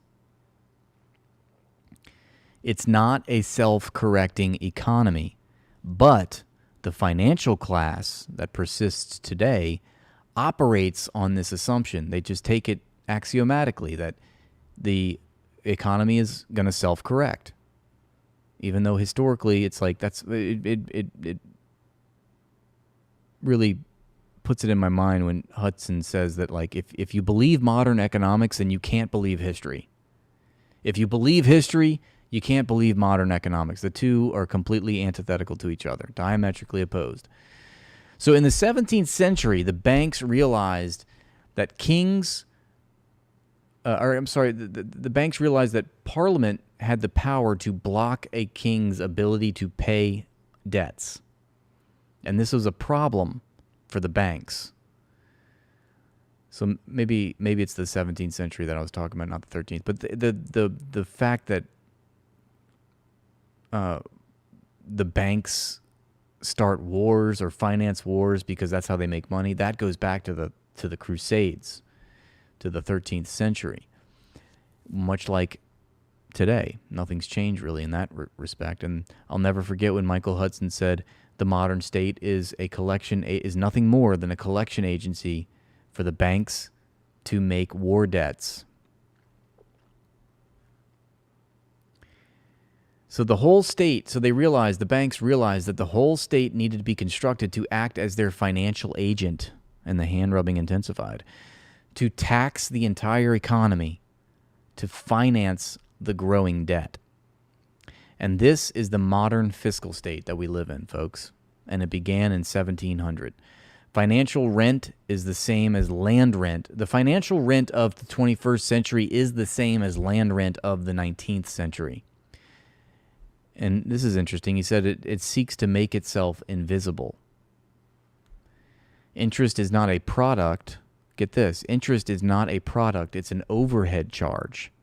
Interest turns a profit, right? Interest turns a profit, but interest itself is not a product. We think of profits as being because of something that was produced, that is productive, that is of value, right? But with interest, it's a zero-sum relationship. It's not a product, it's an overhead charge. Penalty fees are not products, but yet it's counted in the GDP as providing economic services.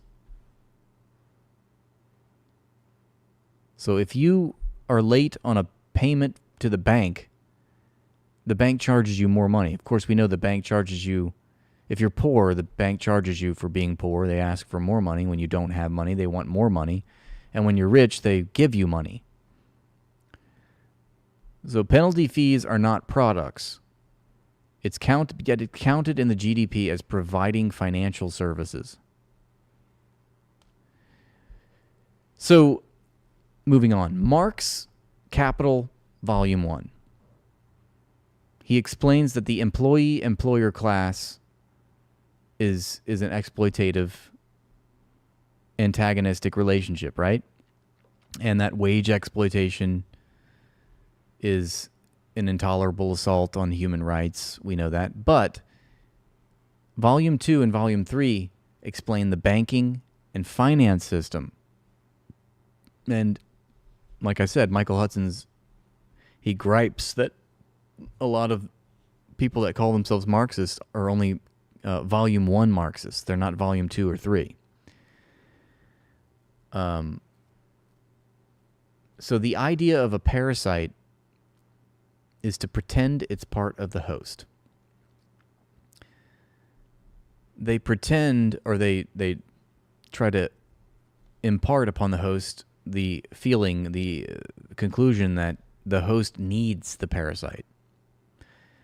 But a smart parasite will keep the host alive just enough to keep feeding it.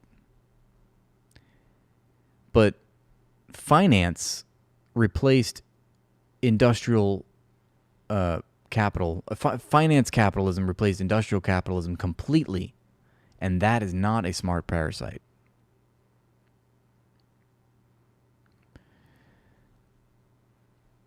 So whoever controls the credit supply controls the shape of the whoever controls the credit supply controls the shape that the economy will grow into.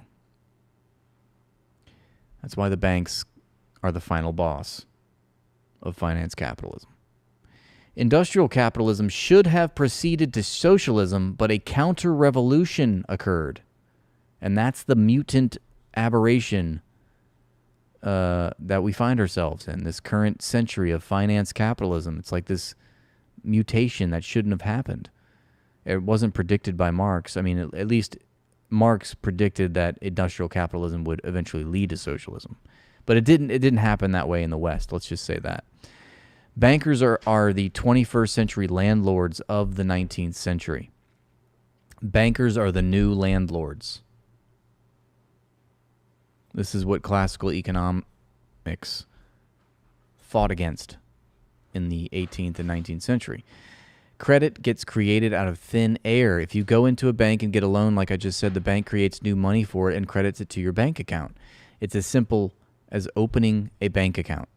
Banks don't lend money for production. This is another important point. They don't make loans to build factories. They make loans to corporate raiders to take over factories. They fire the workers. They downsize. They squeeze it out, smash it up, sell off the companies. They sell off the company's real estate. They agree on a lease back and pay the sales price to the financial backers as a special dividend. Holy shit. Banks plan, create money, and control the economic surplus, and they create the economic surplus. Money did not start as bartering. That's a myth. It's a capitalist myth. Money started as a way of rendering debts. Hereditary wealth. Oh, this is an interesting point concerning hereditary wealth. So every generation that inherits wealth, their IQ went down 10%. So whatever new generation, whoever was inheriting wealth, tended to be stupider. And then another 10% in the next generation. Wealth hoarding, quite literally, is stupefying.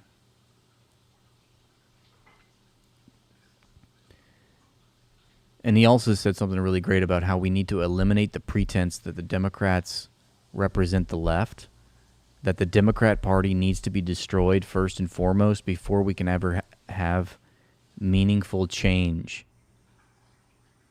or an electoral system that actually represents the people. We have to destroy the Democrat Party because they are working for the Republicans.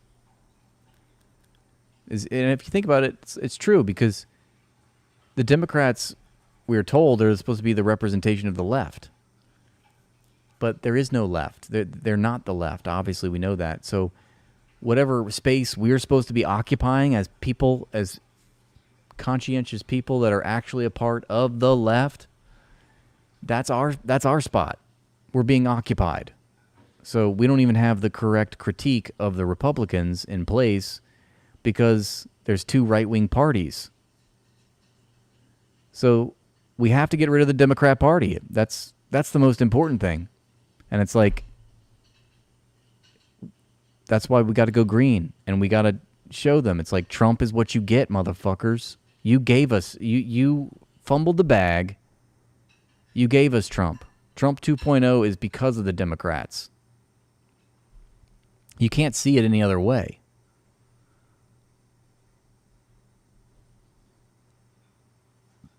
So I just like that. Makes a lot of sense to me.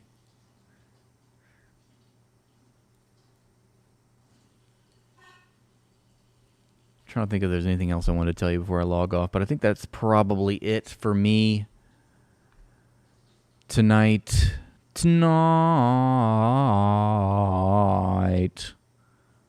We are goys.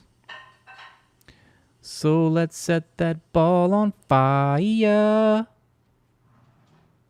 Sacrifice a child to the ball. Wow, wow, wow, wow, wow. All right.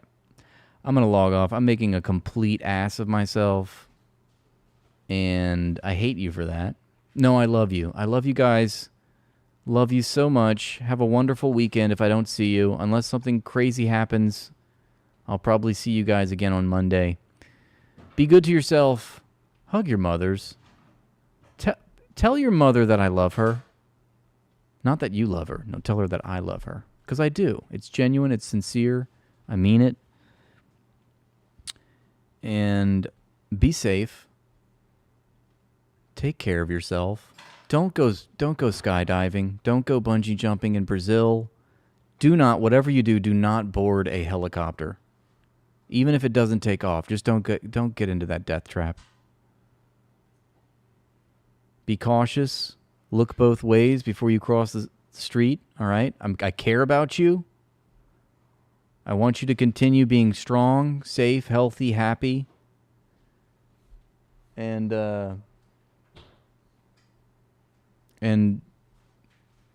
I don't want you having any indigestion. Okay? Be good to yourself. Thank you, thank you, thank you.